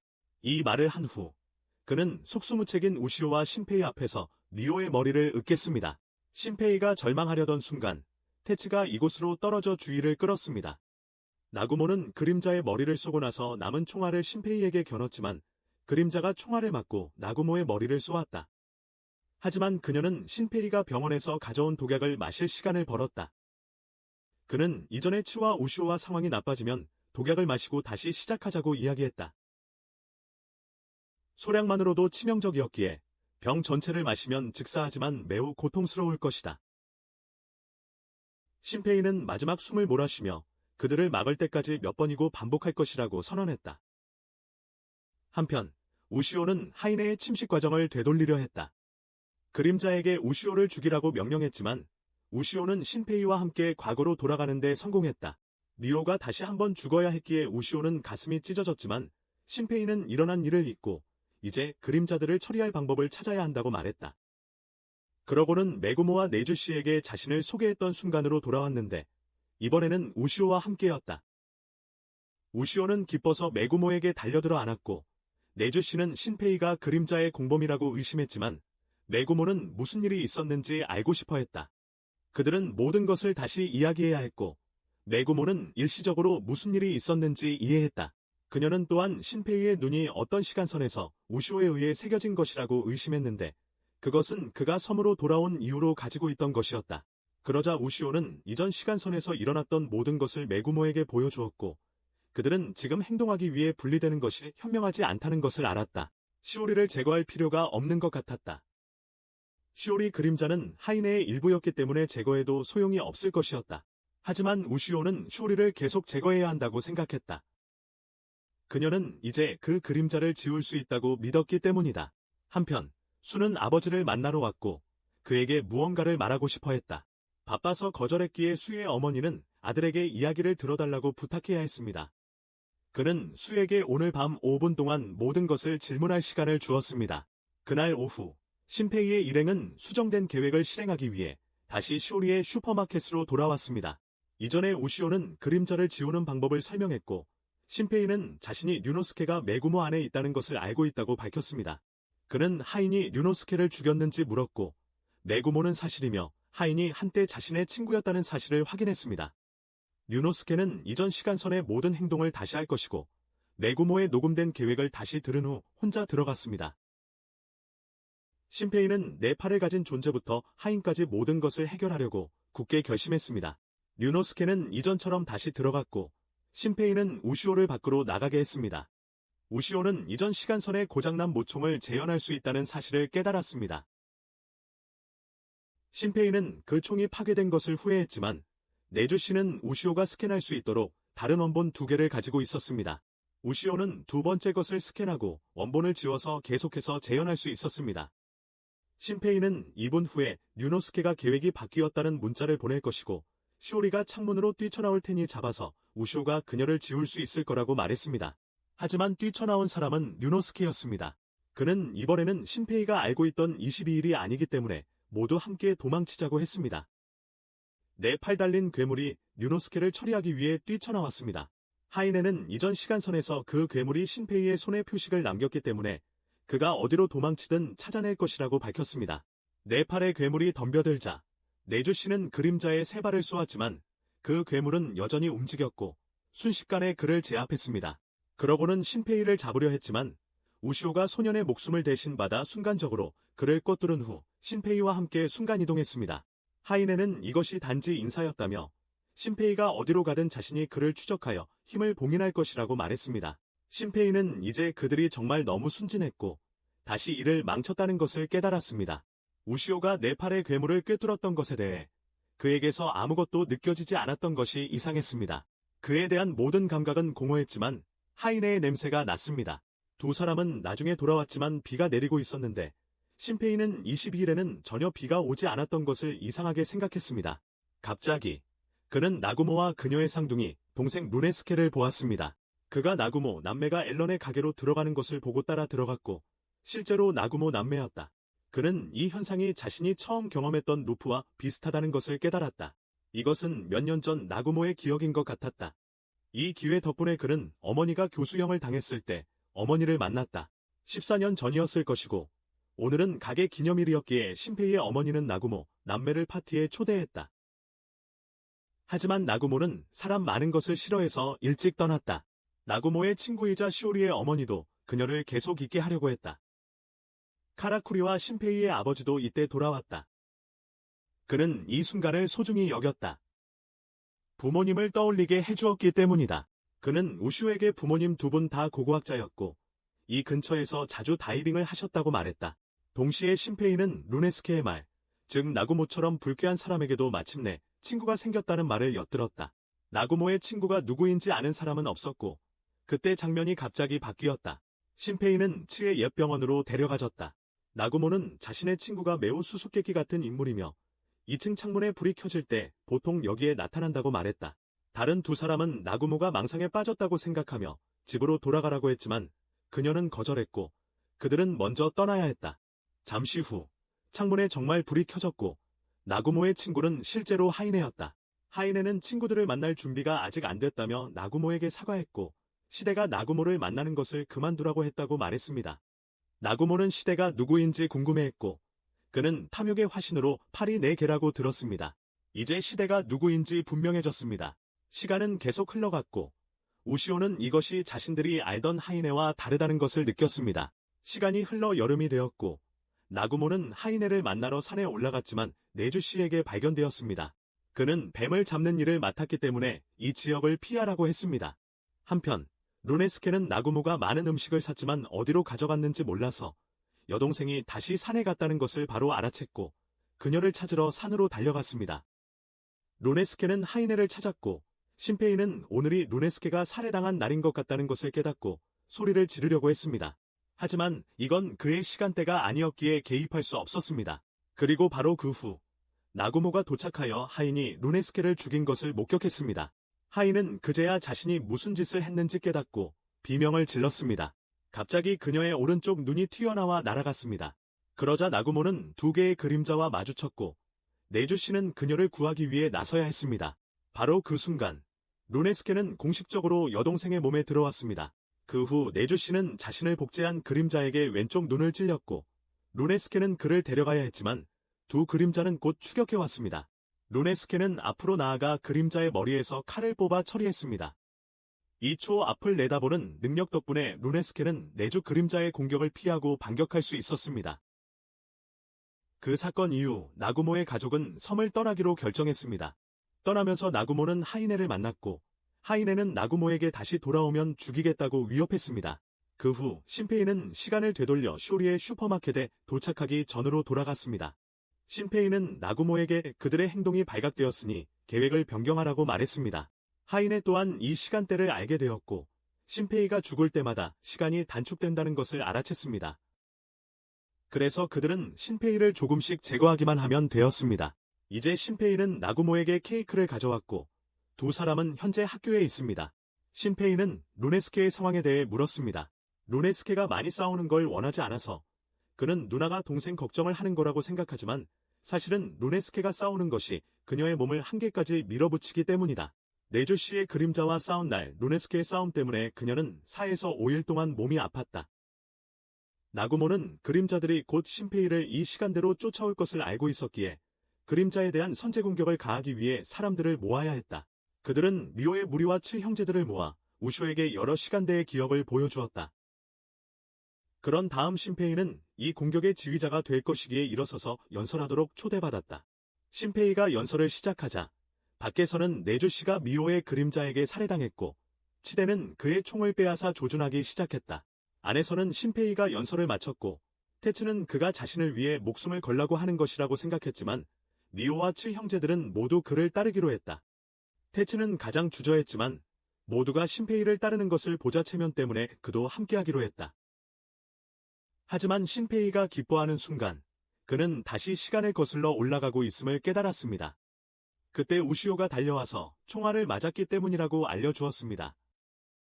네조 씨를 죽인 것 같았고 그를 가까이 두지 않은 것이 잘못이었음을 깨달았습니다. 신페이에게 남은 시간이 점점 줄어들고 있었습니다. 신페이는 하인이 자신의 능력의 결함을 깨달았다는 것을 알고 있었기에 이제 그를 쫓아 그의 능력이 더 이상 통하지 않을 때까지 사냥해야만 했습니다. 신페이는 모두를 만나 이제 시간 루프가 한 번밖에 남지 않았을 수도 있다고 알렸습니다. 이전 루프에서는 7시 55분에 죽었고 이번에는 7시 20분에 죽었습니다. 만약 지난번처럼 죽는다면 시간 제한은 7시 조금 넘는 시간으로 밀릴 것입니다. 그리고 같은 시간에 다시 죽는다면 시간 역전의 한계가 자신의 생존 시간보다 커지기 때문에 더 이상 과거로 돌아갈 수 없을 것입니다. 그는 절벽에서 떨어져 절망의 어둠 속으로 가라앉을 것이다. 네조 씨는 그들이 어떻게 자신을 찾았는지 모르지만 이전 시간선에서 하인이 나구모를 스캔하여 그녀의 기억을 얻어 그녀의 계획을 알고 있었던 것 같습니다. 네조 씨는 그림자가 자신의 총을 스캔했을까봐 걱정하고 있기에 이곳은 더 이상 안전하지 않습니다. 하지만 우시오는 그림자 복제체는 대상으로부터 50m 이상 멀리 이동할 수 없다는 것을 알려줍니다.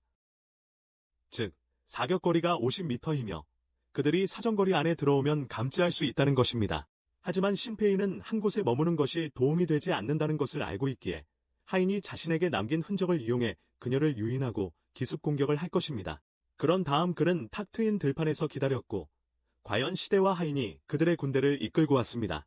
신페이는 그들과 정정당당하게 싸우고 싶어 했고 시대는 그 도전을 받아들였습니다. 그는 미오를 공격하도록 보낸 직후 우시오가 시계에서 다시 사람으로 변신하여 신페이를 데리고 떠났습니다.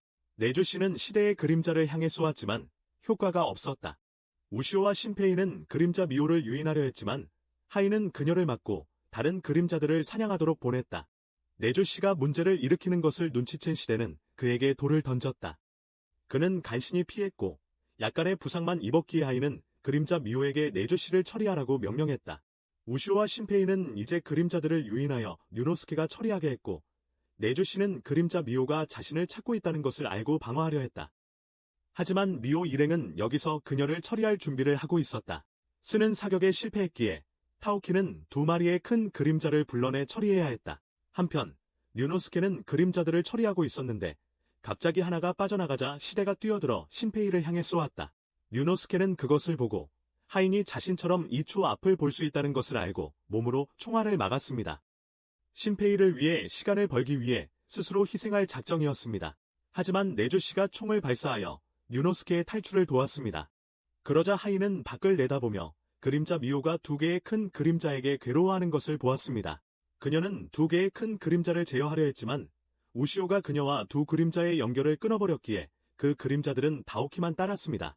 우시오는 그들을 유인하여 쫓게 만들었고 시대는 뒤쪽 그림자들을 흡수하여 더 강해지고 그들을 따라갔습니다. 그림자 미오는 큰 그림자의 손에 융합되어 다오키를 노리고 조종하려 했지만 미오와 수가 그녀를 밀쳐냈습니다. 이때 시대는 우시오를 따라 체육관에 도착했지만 그녀는 한 움큼의 머리카락을 뽑아 신페이가 불을 붙일 가솔린으로 만들었습니다. 이 그림자들은 불을 매우 두려워하기 때문에 하인은 신페이를 상대하기 위해 시대로부터 일부 그림자들을 분리해야 했습니다.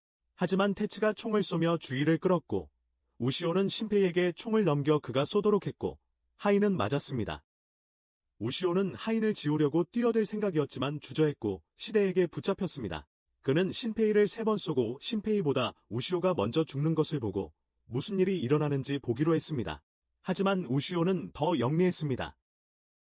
자신을 복제한 것을 먼저 드러내면서 시대의 뒤통수를 쳤습니다. 그녀는 시대를 지우기 시작했고 신페이는 시대의 몸 안에 사람의 손이 있다는 것을 알아챘습니다.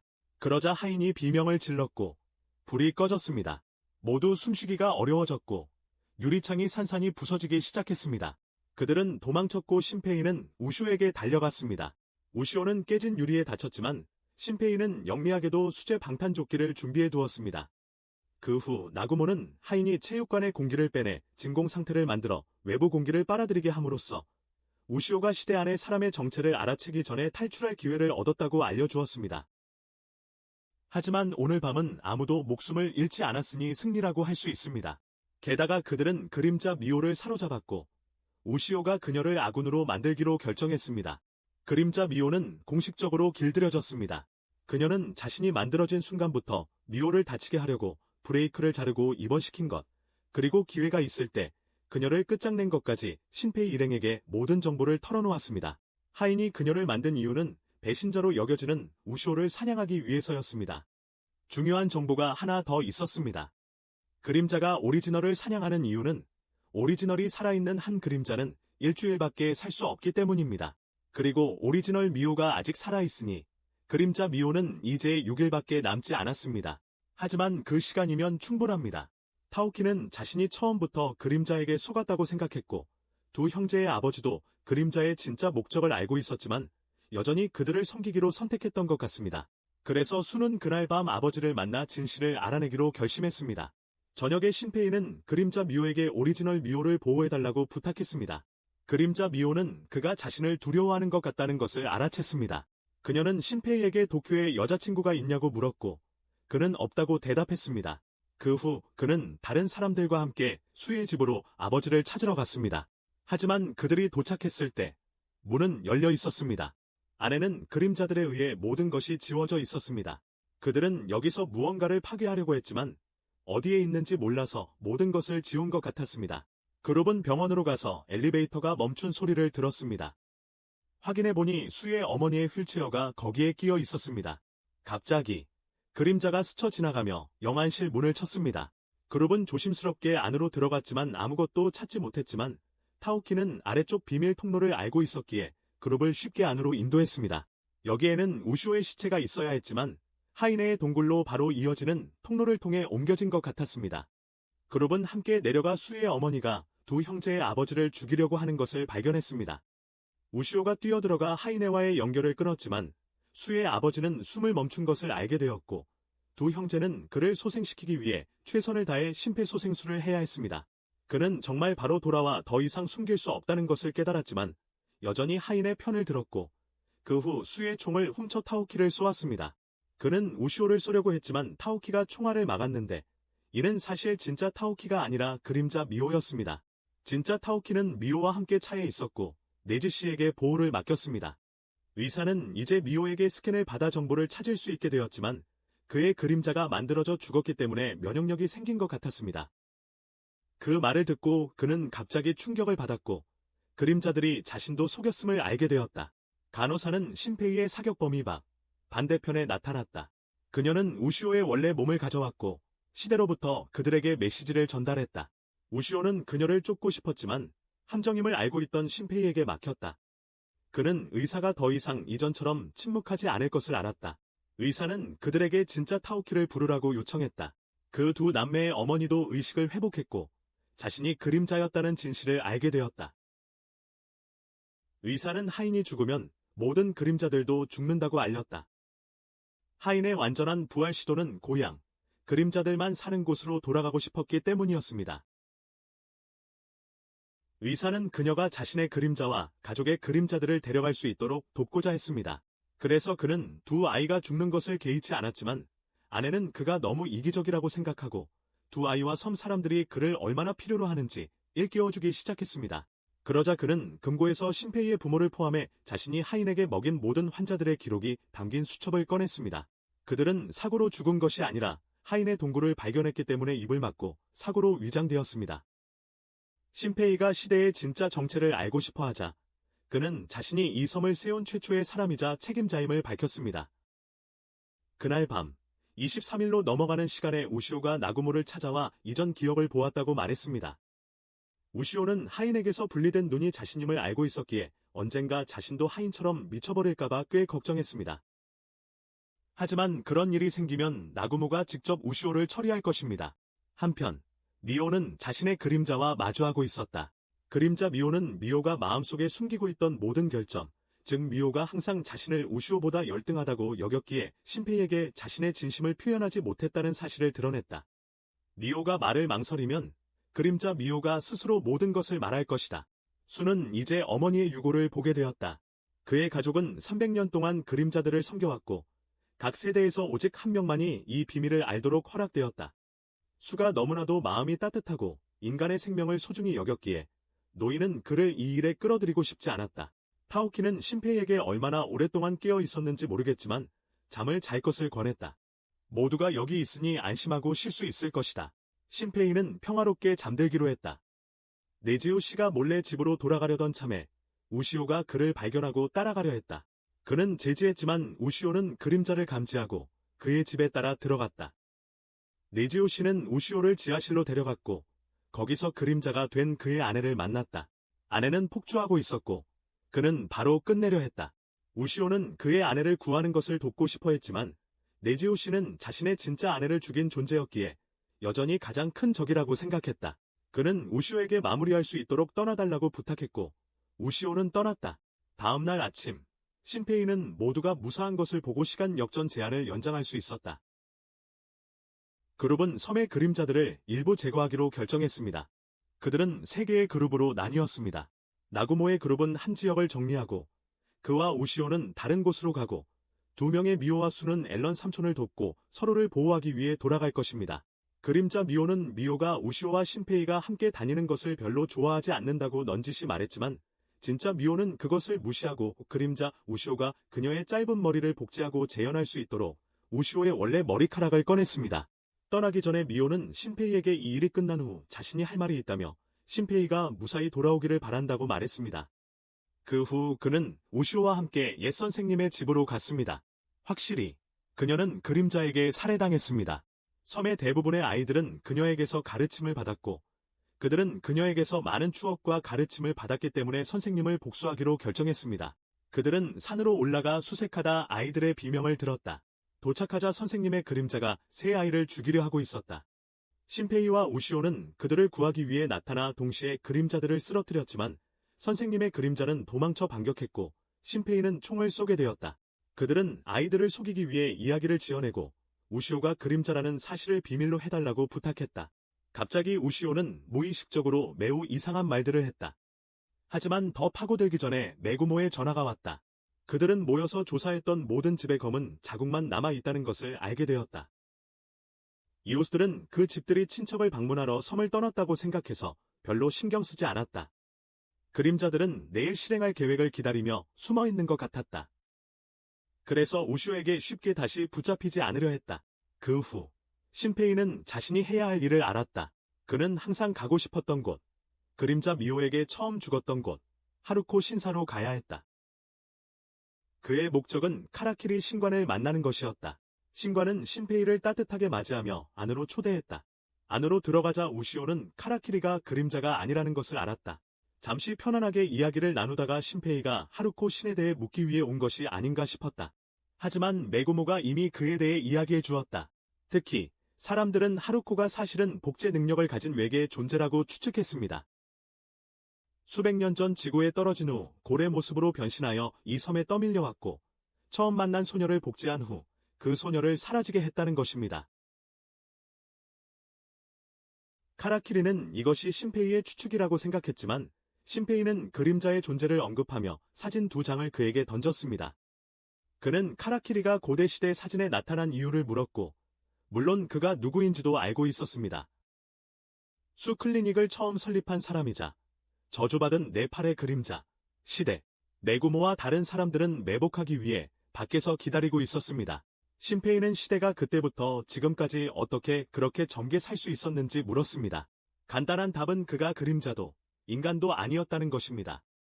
이전 루프에서 심페이 일행은 네팔의 인물이 누구인지 논의했습니다. 대부분은 하이네가 하루코 신이고 카라키리가 그 신사의 사제였기에 그가 카라키리라고 의심했습니다. 둘째로 그 네 팔 달린 인물은 아무것도 복사하거나 스캔할 수 없었기에 보통의 그림자 같지 않았습니다. 대신 자신의 정체를 숨기기 위해 진흙을 덧쓰었는데 모두가 자신을 알고 있다는 것을 알았기 때문입니다. 그리고 셋째로 전 루프에서 류노스케가 그에게 살해당했을 때 우시오가 메구모에게 보여주자 메구모는 그가 카라키리라고 확신했습니다. 카라키리는 항상 메구모에게 불편함을 느끼게 했고 그 네 팔 달린 인물도 마찬가지였기 때문입니다.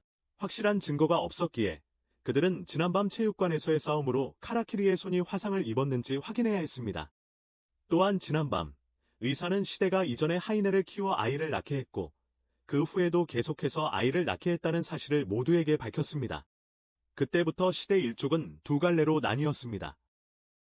하나는 하루코신, 좀 더 정확히 말하면 하이네를 섬겼고 다른 하나는 의사가 되어 어떤 의미에서는 하이네를 섬겼습니다. 하지만 더 역겨운 것은 하이네가 시대의 아들을 낳았을 때 그 아이가 자신과 똑같이 생겼다는 것을 알아챘다는 것입니다. 그래서 그는 하이네에게 자신의 성격을 복사하여 아이에게 이식하여 자신의 나이를 되돌리게 했습니다. 시대는 여러 번 환생하기 위해 이 의식을 계속했습니다. 그가 한 짓이 역겹긴 했지만 심페이는 여전히 그에게 부모님을 왜 죽였는지 묻고 싶었습니다. 그는 그저 하인에 대한 진실을 밝히려 했던 부모님이 어리석어서 죽었다고 생각했습니다. 그는 심페이가 주저하고 있었기에 자신을 쏘지 못할 거란 걸 알았습니다. 그는 심페이가 자신의 손에 화상 자국이 없는 이유를 궁금해하고 있다는 것을 알았습니다. 우시오는 거듭 주저없이 쏘라고 말했지만 그는 계속 주저했고 우시오는 스스로 행동에 나서야 했습니다. 그녀는 시대를 죽이고 심페이의 휴대폰을 빌려 사람들에게 연락했지만 갑자기 화상 자국이 있는 진짜 시대가 뒤에서 나타나 우시오를 찔렀습니다. 심페이는 총을 쏘았지만 시대는 이미 검은 진흙층을 덧씌운 상태였고 창을 그에게 똑바로 찔렀습니다. 다른 이들이 그때 공격했지만 이미 너무 늦었다. 그는 이번에는 이겼다는 것을 알았고 우시오가 사라진 것을 후회했다. 심페이는 그 후 숲속에서 아이들을 구했던 곳으로 돌아왔고 이번에는 정말로 우시오가 함께 돌아오지 않았다. 까마귀 모습의 하이는 우시오가 정말로 사라졌다며 조롱하러 왔다. 그녀는 그가 다시 한번 절벽 앞에 서 있다는 것을 알았다. 그러니 이번에 그가 죽으면 모든 것이 끝날 것이다. 그녀는 그 후 심페이에게 그림자 무리를 보냈다. 그는 갑자기 손을 주머니에 넣었고 그녀는 무언가를 감지하고는 돌아서서 떠나기로 결정했다.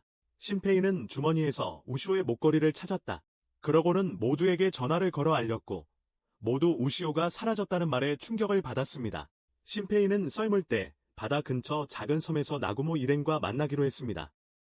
하지만 나구모 일행에게 전화를 건 사람은 심페이로 변신한 하이네였고 심페이는 신호가 없어 전화를 걸 수 없었습니다. 심페이는 가게로 달려가 알란 삼촌에게 미호의 행방을 물었습니다. 삼촌은 미호가 30분 전에 추와 함께 그를 만나러 갔다고 목적지는 모른다고 알려주었습니다. 심페이는 이전에 그림자와 싸울 때 면역력을 얻었던 만큼 자신의 복제본이 여전히 남아있는 것에 대해 혼란스러워했습니다. 하이네가 자신을 복제한 것 같았지만 문제는 자신의 휴대전화가 여전히 자신에게 있는데 어떻게 자신의 휴대전화를 복제해서 사용했는지였습니다. 갑자기 심페이는 묶여있는 그림자 미호를 발견하고 못을 제거해 주었습니다.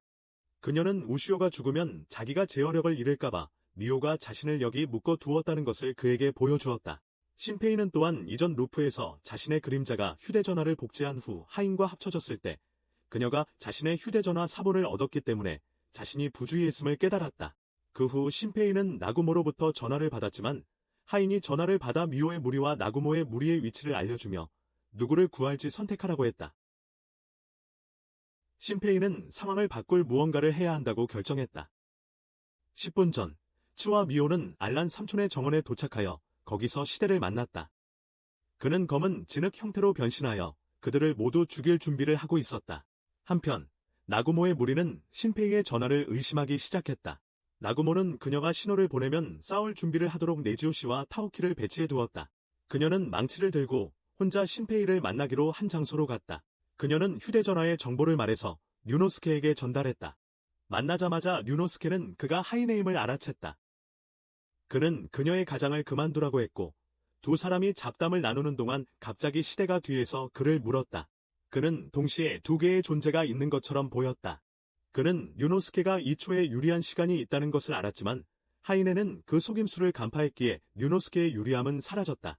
게다가 시대는 검은 진흙층을 두르고 있었기에 류노스케의 승산은 거의 제로에 가까웠다. 시대가 공격했고 류노스케는 그가 발이 땅에 닿는 순간 피해서 쏠 수 있도록 의도적으로 공격하는 것을 알았다. 하지만 류노스케는 하이네가 2초 앞을 보는 것과 그 정보를 시대에게 전달하는 사이에 약간의 시간차가 있다는 것을 알고 있었기에 더 빨라야 했습니다. 그는 망치로 총알을 막은 후 시대의 머리를 치려고 돌진했지만 전혀 아프지 않았습니다. 시대는 어젯밤 총상이 류노스케에게 영향을 미쳤다는 것을 알아챘고 류노스케 또한 여동생의 몸이 더 이상 버틸 수 없다는 것을 알았기에 네주 씨에게 신호를 보내 그들의 주의를 딴 데로 돌리고 도망치려 했습니다.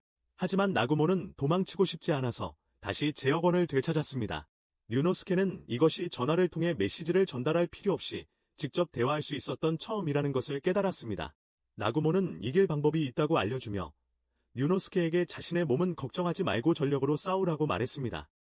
류노스케는 계속 싸우다 망치를 부수고 창을 잡아 공격했습니다. 그는 시대를 갈기갈기 찢고 하이네를 후퇴시키는 데 성공했습니다.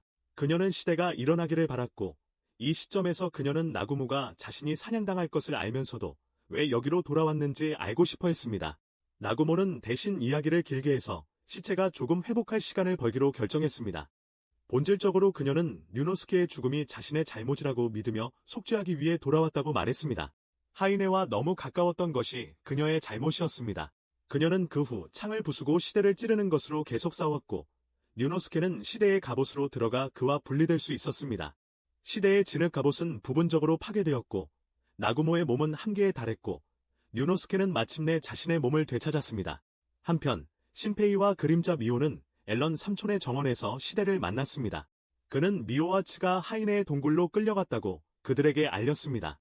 미호는 재빨리 그의 머리를 가져갔고 그 순간 진짜 미호가 하이네의 진짜 몸에 먹혔다는 것을 깨달았다. 하지만 신페이는 아직 재시작을 서두르지 않았다. 나구모의 상황이 어떻게 전개될지 보고 싶었기 때문이다. 갑자기 길에서 타오키를 만났고 그녀는 네주 씨와 테츠가 자신을 도와 탈출했다고 알려주었다. 하지만 그녀는 죽어가고 있었기에 신페이에게 류노스케를 만나러 꽃섬으로 가라고만 조언했다. 그림자 미호는 그에게 타오키의 기억을 보여주었기에 둘 다 서둘러야 했다. 그는 이제 한계를 넘지 않도록 더 이상 미룰 수 없다는 것을 알았다. 그는 지금 죽으면 아이들을 산에서 데리고 내려왔던 때로 돌아갈 것을 알고 있었다. 그는 먼저 그림자 미호를 구한 다음 츠의 무리와 미호가 시대를 만나는 것을 막으려 할 것이다. 그러고 나서 그는 한 번 더 돌아가서 츠, 미호, 그림자 미호를 제때 가로챌 수 있었습니다. 그는 츠와 미호에게 알렌 가게의 아이들을 보호하러 돌아가라고 하고 자신은 그림자 미호를 따라 나구모 일당에게 갔습니다. 타오키 일행이 류노스케와 함께 싸우러 내려올 때쯤에는 제때 도착할 거라고 그는 생각했습니다. 그런 다음 미호는 속도를 내기 위해 그림자를 타고 미끄러졌고 신페이는 그녀에게 하인이 길을 막기 위해 설치한 모든 그림자들을 피하라고 말했습니다. 타오키의 거대한 괴물 중 하나가 꿰뚫리는 순간 그는 겨우 제때 도착했습니다. 하지만 그녀의 이러한 시도도 실패했습니다. 반복 행위로 인해 하인이 눈치챘고 그로 인해 하인은 시대에게 나구모와 류노스케를 쓰러뜨리라고 알렸습니다. 네주 씨는 우리 편의 병력이 이제 시대를 이길 수 없다는 것을 알고 있었습니다. 하지만 갑자기 하인이 신페이가 빛나는 것을 알아채고 시대에게 후퇴하라고 말했습니다.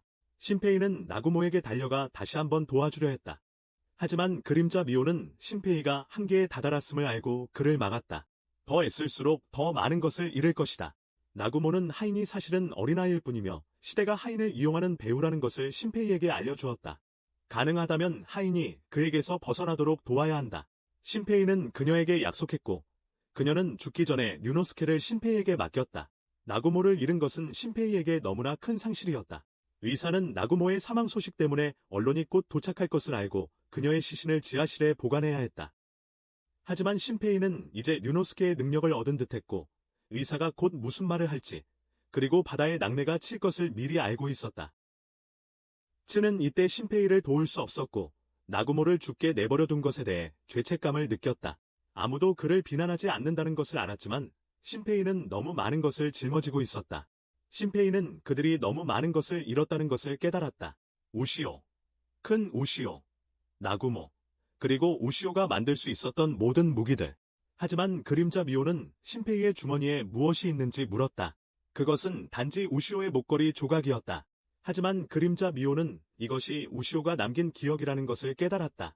우시오인 것처럼 나타났기에 하이는 그때 오해하고 도망쳤습니다. 하지만 이것은 단지 기억일 뿐, 육체는 아니었습니다. 이 말을 들은 신페이는 내일까지 기다리면 우시오가 다시 돌아올 것이고 자신은 단지 그녀가 이것을 스캔하도록 해주기만 하면 그녀가 기억을 되찾을 것이라는 것을 떠올렸습니다.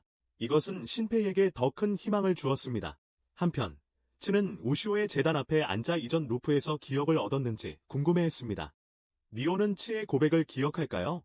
아니면 기억하지 못할까요? 바로 그때 미호가 들어왔고 츠는 묻기 직전에 미호가 자신은 그림자라고 말했습니다. 하지만 츠는 신페이에 대해 물었고 그것은 그녀가 실제로 인간임을 즉시 드러냈습니다. 대답은 역시 아니었고 둘은 그저 친구로 남기로 했습니다. 그 후 미호는 신페이에게 자신의 마음을 고백했습니다. 하지만 신페이는 미호가 무슨 말을 하려는지 알고 있었고 마음을 받아줄 수 없다며 사과했습니다. 결과를 어느 정도 예상했지만 후회하지 않기 위해 고백하고 싶었습니다. 미호는 타오키와 함께 울었고 그림자 미호는 하인이 파괴되면 우시오도 사라질 거라고 생각했습니다. 그때 미호에게는 또 다른 기회가 있겠지만 그녀는 그런 식으로 신페이를 얻고 싶지 않았습니다. 하지만 어찌되었든 내일이면 모든 것이 끝납니다. 그 후 신페이는 우시오를 다시 찾을 수 있다고 믿는 이유를 모두에게 설명했습니다. 사실 그가 우시오를 매번 시간 루프 안으로 데려올 때마다 동시에 두 명의 우시오가 존재하게 되었어요. 그들과 함께 있는 우시오 한 명과 24일이 될 때까지 바다에 표류하며 기다리는 우시오 한 명. 하지만 이번에는 우시오가 없었기에 그들은 바다에 표류하는 우시오만 찾아 데려올 수 있었어요. 분명 우시오는 죽기 전에 시대를 한번 스캔했고 이 사실을 알았을 거예요. 그래서 마지막 희망으로 그에게 자신의 기억을 남겼죠. 그는 그들에게 목걸이가 스스로 우시오의 방향으로 돌아가는 것을 보여주었고 네지오 씨는 목걸이의 효과가 조수에 따라 달라질지도 모른다는 것을 깨달았어요. 조수가 가장 높아지는 새벽 6시에 우시오가 그들에게 가장 가까이 있을 거예요. 그래서 그때 우시오를 찾으러 갈 거예요. 이번에도 실패하면 우시오를 완전히 잃게 될 거예요. 시대는 이제 섬 주민들에게 이 축제 기간 동안 무엇을 할 것인지 알렸어요. 네지오 씨는 신페이의 몸으로 루네스케와 다시 이야기하게 될 줄은 예상치 못했습니다. 두 사람은 나구모에 대해 한동안 이야기를 나누다 목걸이의 반응을 확인하기 시작했습니다. 그 후 페이는 시대를 만났고 시대는 신페이를 2시간 동안 찾지 못했습니다. 신페이는 신호 차단 장치가 있는 어딘가에 숨어 그녀가 자신을 찾지 못하게 한 것 같습니다. 그래서 그녀는 표적을 바꾸기로 결정하고 그림자들을 보내 우시오를 먼저 사냥하게 했습니다. 그러면 신페이 일행이 그녀를 찾을 수 없을 테니까요. 그 역시 그림자들과 함께 직접 수색에 참여했습니다. 갑자기 그림자 하나가 무리에서 분리되었고 그는 그 안에 신페이가 있다는 것을 깨달았습니다. 신페이는 남은 큰 그림자 안에 숨어 목걸이의 신호를 따라 우시오 쪽으로 향했습니다. 시대가 바로 뒤따랐지만 우시오가 그들 바로 앞에 있었다. 그녀는 신페이와 그가 떠난 날을 생각하고 있었다. 갑자기 신페이의 목소리가 들려왔고 우시오는 큰 그림자가 자신을 잡아 표면으로 헤엄쳐 오르는 것을 보았다. 그 큰 그림자는 신페이가 우시오의 기억을 되찾아 줄 수 있도록 희생되었고 이제 그녀는 남은 그림자들을 스스로 처리할 수 있게 되었다. 큰 그림자는 아직 살아있었고 이번에도 신페이는 너무 많은 것을 잃지 않고 만족스러운 결과를 얻는 데 성공했다. 우시오는 앞에 있는 시대가 자신의 이전 공격으로 진흙 갑옷의 상당 부분을 잃은 것을 보고 다시 반격하기 위해 돌진하려 했다. 그도 그것을 기다리고 있었지만 그림자 미호가 그녀를 붙잡고 우시오를 진정시키기 위한 계획을 알려주었다. 신페이는 하인에게서 자신을 숨기는 방법을 알고 있었기에 다시 그렇게 하기로 결정했지만 시대는 그의 손을 쏘아 막으려 했다. 불행히도 루네스케는 이를 예상하고 신페이가 피할 수 있도록 도와 그가 스스로를 쏘고 다시 시도하게 했습니다. 이전에 신페이 일행은 큰 것 안에 숨을 수 있다는 것을 알게 되었고 안에 있는 동안에도 여전히 그것을 조종하여 싸울 수 있었지만 동시에 외부의 영향 또한 안에 있는 사람들에게 피해를 줄 수 있었습니다. 하지만 이제 신페이 일행은 우시오를 되찾았고 우시오를 찾기 위해 큰 것을 바다로 나가게 한 후 일행 전체가 숨어있던 곳, 즉 하인의 동굴 아래로 돌아왔습니다. 하인이 아직 그들을 감지하지 못했지만 일행 전체는 서둘러 그곳에 가서 그녀의 진짜 몸을 파괴해야 했습니다. 하지만 하인과 시대는 이미 일행을 방해하기 위한 준비를 마쳐 놓았습니다. 첫 번째는 그림자 괴물이었습니다. 타오키는 다른 모두가 앞으로 갈 수 있도록 큰 것과 함께 남아 싸우기로 결정했습니다. 신페이 일행은 타오키를 믿고 그곳을 그녀에게 맡긴 채 앞으로 나아가야 했습니다. 수는 누나가 잘 돌보고 죽지 않기를 바랐다. 그때 신페이 일행은 칠흑 같은 벽에 막혔다. 총을 쏘았지만 벽은 금세 재생되었다. 우시오가 부수려 했지만 막혔다. 그래서 신페이는 생각해냈다. 그는 그림자 미호를 불러 이전에 복제했던 폭죽으로 변신하여 폭발시키라고 지시했다. 시대와 하인은 동굴 아래로 내려가는 중이었고 신페이 일행이 벽에 막혔다는 것을 알고 있었다. 하지만 신페이는 성공적으로 폭발을 일으켜 그들이 통과할 수 있을 만큼 큰 구멍을 벽에 만들었다. 시대가 갑자기 날아왔기에 모두는 벽이 닫히기 전에 재빨리 통과했습니다. 시대가 조금 움직일 수 있었기에 내주시는 뒤에 남아 반격했습니다. 그는 자신이 시간을 벌 동안 일행이 계속 가기를 바랐습니다. 일행은 하인의 시체에 무사히 도착했지만 신페이는 하인이 내는 윙윙거리는 소리를 감지했습니다. 이 윙윙거리는 소리는 그녀가 그림자들에게 신호를 보내는 방식이었습니다. 루네스케가 그의 안에 있었기에 그도 감지할 수 있었지만 우시오가 그 신호를 지워주고 그를 편안하게 해주었습니다. 하지만 신페이가 다시 감지했기에 그는 우시오에게 자신의 머리카락으로 방어하도록 했습니다. 그러자 우시오는 시대를 상대하기 위해 일어서야 했고 하인은 신페이가 루네스케로부터 힘을 얻었다는 것을 알아챘습니다. 그리고 그가 왼쪽 눈을 감으면 2초 동안 힘이 멈추고 그녀는 2초 앞을 볼 수 없게 될 것입니다. 세도우 미호는 하인을 다치게 한 책임을 졌고 하인 또한 수의 입장에 신경 쓰려 했습니다. 하지만 그녀가 한쪽 구석에 모총을 발견했을 때 수는 반대편에 나타나 못을 쏘아 그녀를 제압했습니다. 그는 인간이기에 고통을 느낄 수 없다는 것을 알고 그의 모총이 진짜라는 것을 알았기에 자신이 잘못했다는 것을 알았습니다. 그녀가 전에 본 것은 단지 모조품이었습니다. 이제 하인이 회복 중이므로 그녀는 2초 동안 시대에게 신호를 보낼 수 없게 되었고 신페이는 이제 우시오와 함께 그를 처리할 수 있습니다. 시대는 우시오에게 날려졌습니다. 그녀는 하인의 몸을 공격하기 위해 달려들었지만 시대도 뒤쫓아오려 했습니다. 하지만 하인을 공격하려던 순간 우시오는 주저했고 시대의 진흙층만 사라지게 하여 미호가 그를 찔러 죽일 수 있게 했습니다. 그림자 미호는 우시오가 성공했다고 생각하여 사라지려 했다. 하지만 우시오는 한쪽 눈이 하인과 같이 붉어진 채 나타났고 신페이의 오른쪽 눈도 비슷해졌다.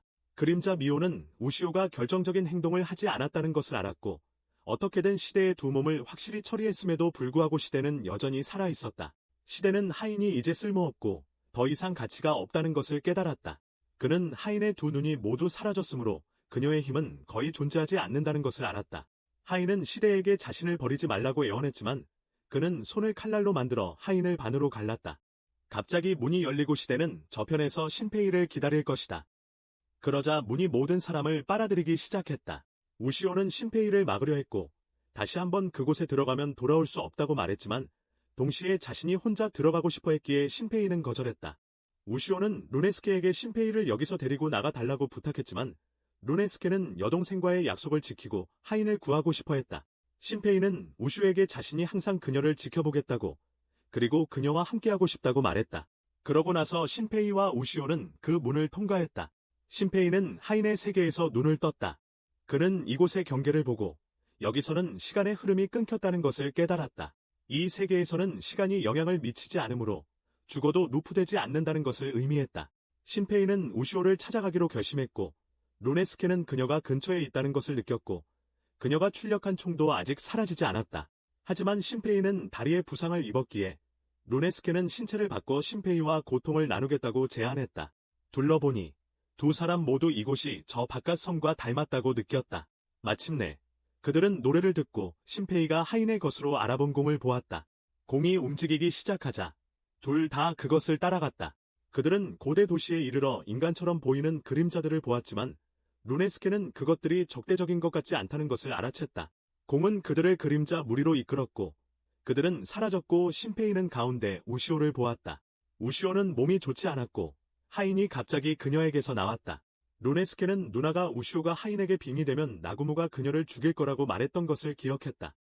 나구모가 없어졌으니 루네스케가 그의 노이의 자리를 대신하여 그녀의 목숨을 빼앗을 것이다. 루네스케가 총을 겨누려 하자 신페이가 그를 막았고 우시오는 자신이 아직 괜찮다고 말했다. 그녀는 루네스케를 죽인 자가 이 하인이 아니라고 설명했다. 그녀는 하인이 줄곧 두 개의 인격을 가지고 있었다고 밝혔다.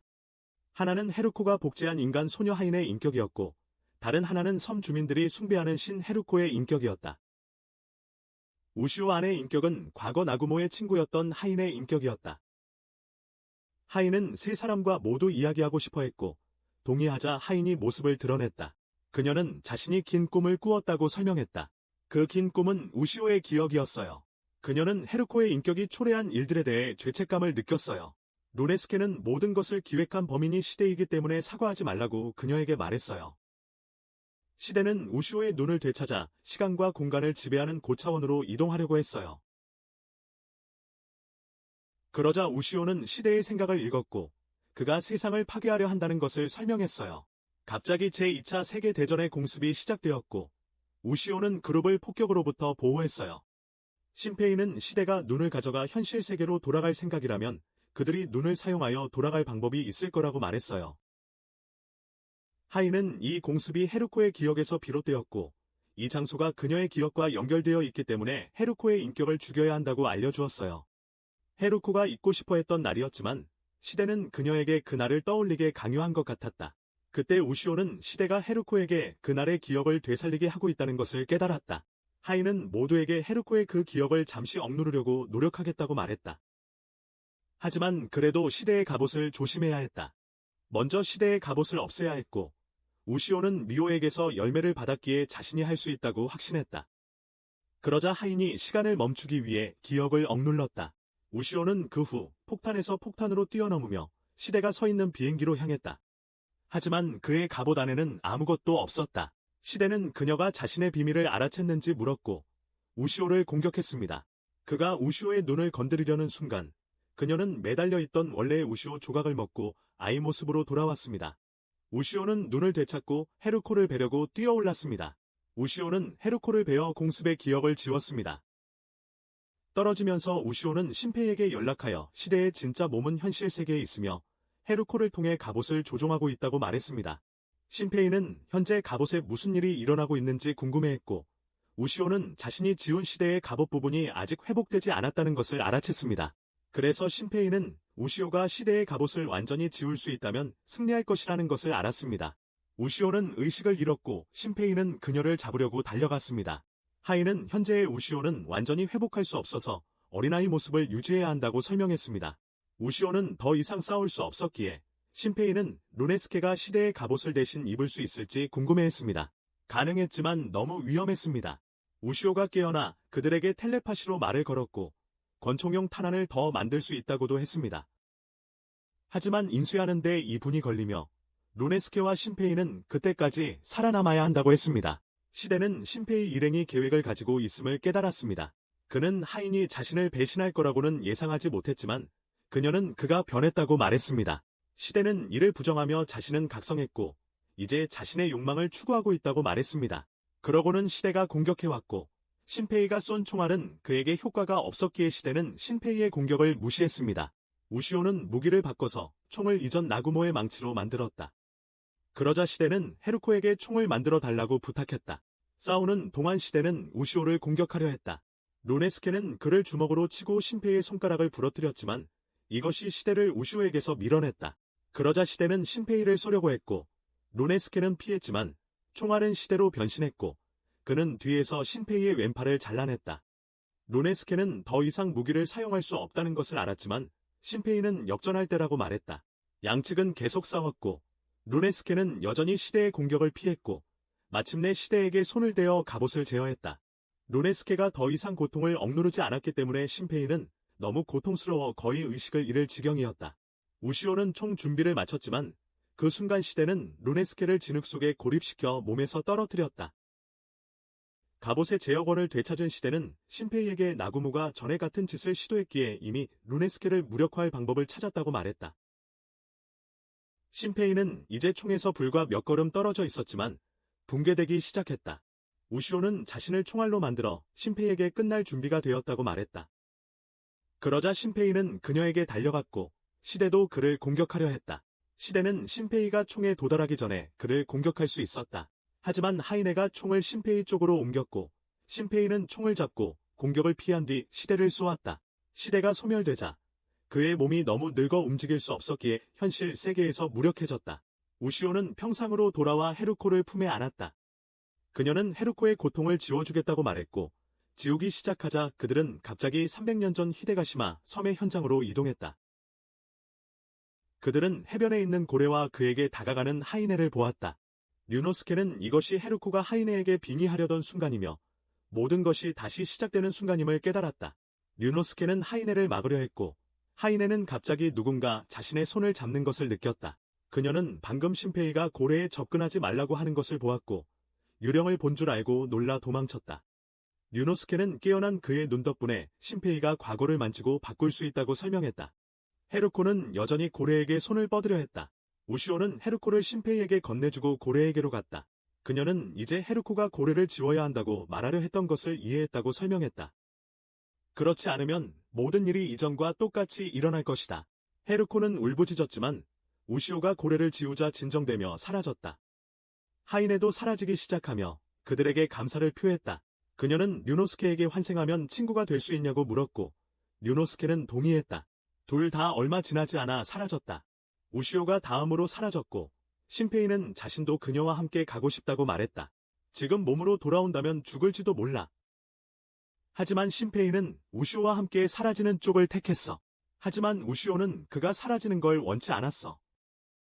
모두가 그를 기다리고 있으니 무사히 돌려보내겠다고 말했지. 힘들고 어려운 나날들이었지만 우시오는 신페이와 함께여서 행복했어. 신페이는 자신의 마음을 전하려 했지만 우시오는 이미 사라진 후였어. 우시오는 그 힘으로 시간을 초월하는 방법을 찾았어. 그녀는 시간의 흐름을 끊고 여름을 다시 그리기로 결심했어. 그리고 휴대폰에 메시지를 남기고 배에 앉아있던 신페이에게로 돌려보냈어. 그에게 자신을 찾으라고 말하면서 신페이는 깨어났고 배 위에서 나구모를 다시 만났어. 물론 그녀의 가슴에 얼굴부터 받고 말이야. 나구모가 자신의 앞에 앉아있는 것을 보고 기뻐서 울었어요. 나구모가 살아있다는 사실에 그리고 그는 자신의 진짜 정체를 나구모에게 말했어요. 그 후 육지로 올라가 나구모가 자신을 증오에 찬 눈빛으로 쏘아보는 것을 보았어요. 신페이는 나구모가 어떻게 자신을 알아봤는지 몰랐어요. 그때 미호가 자신에게 달려오는 것을 보고 그녀를 막아섰지만 미호의 차 브레이크는 작동하지 않았고 그는 자신이 무엇을 하고 있는지 혼란스러워했어요. 그는 다시스 형제들을 만났고 그들이 괜찮다는 사실에 안도했지만 왜 그렇게 생각했는지는 기억나지 않았어요. 그는 왜 여기에 돌아왔는지 몰랐고 우시오가 자신에게 메시지를 보냈다는 말을 들었기 때문에 돌아왔다는 것을 알게 되었어요. 그는 거리를 걸어가다 다시 우시오를 만났고 우시오는 작별 인사도 없이 떠난 그에게 주먹을 날리고 싶어 했어요. 그 후 그는 집으로 가지 않고 앨런의 식당으로 갔어요. 그의 부모님이 여기에 살아 계셨고 현재 집에 없었기 때문에 부모님은 그에게 어딘가에 가서 식사를 하라고 말씀하셨어요.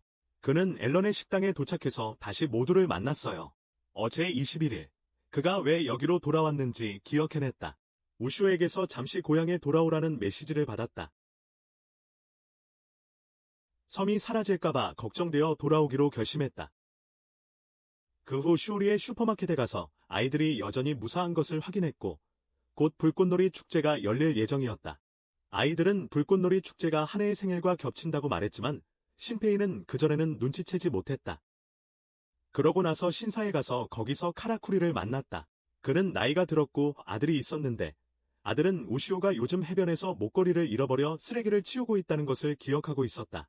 그래서 신페이는 무언가를 떠올리고 떠나겠다고 말했다. 그러다 해변에서 다시 우시오를 만났다. 둘 다 서로 다시는 못 볼 거라는 꿈을 꿨다고 이야기했다. 신페이는 우시오의 목걸이를 발견하고 직접 걸어주기로 했다. 이틀 후 신페이는 나구모와 대화를 나누었고 나구모는 꿈을 통해 신페이를 알게 되었다는 이야기를 들었다. 그녀는 평행세계에 대한 몇 가지 가설을 세우기 시작했다. 그때 시오리와 루네스케가 도착했다. 그들은 결혼했고 하네와 시오리는 그들의 딸들이었다. 우시오와 미호는 축제 준비를 마쳤고 쇼리의 어머니는 모두 함께 단체 사진을 찍자고 부탁했다. 저녁이 되자 축제가 열렸고 모두들 즐거운 시간을 보내고 있었습니다. 츠는 신페이에게 우시오와 화해했는지 물었지만 신페이는 아직 공식적으로 화해하지 못했습니다. 츠는 미호와 단둘이 시간을 보내기 위해 신페이에게 모두와 함께 해변에 가서 불꽃놀이를 보라고 했습니다. 신페이는 츠가 아직도 미호를 포기하지 않았다는 것을 알고 있었습니다. 미호가 묻자 둘 다 아무 말도 하지 않았습니다. 그러다 그는 나구모가 쉬지 않고 계속 소설을 쓰는 것을 보고 불꽃놀이가 시작하려 한다는 것을 알려주었습니다. 우시오는 신페이에게 전화를 걸어 츠에게 고백할 시간을 주기 위해 해변에서 만나자고 했습니다. 작년처럼 또 차일 것이 거의 확실했지만 말입니다. 하지만 이번에는 미호가 즉시 거절하지 않아 츠에게 조금 진전이 있는 것처럼 보였습니다. 신페이와 우시오는 해변 근처에서 만났다. 신페이는 우시오를 위해 음식을 가져왔고 그때부터 두 사람은 공식적으로 화해했다. 다음 날 25일이 되었고 미호는 우시오의 생일을 축하하기 위해 직접 케이크를 만들었다. 그리고 여기서 영화는 끝이 난다.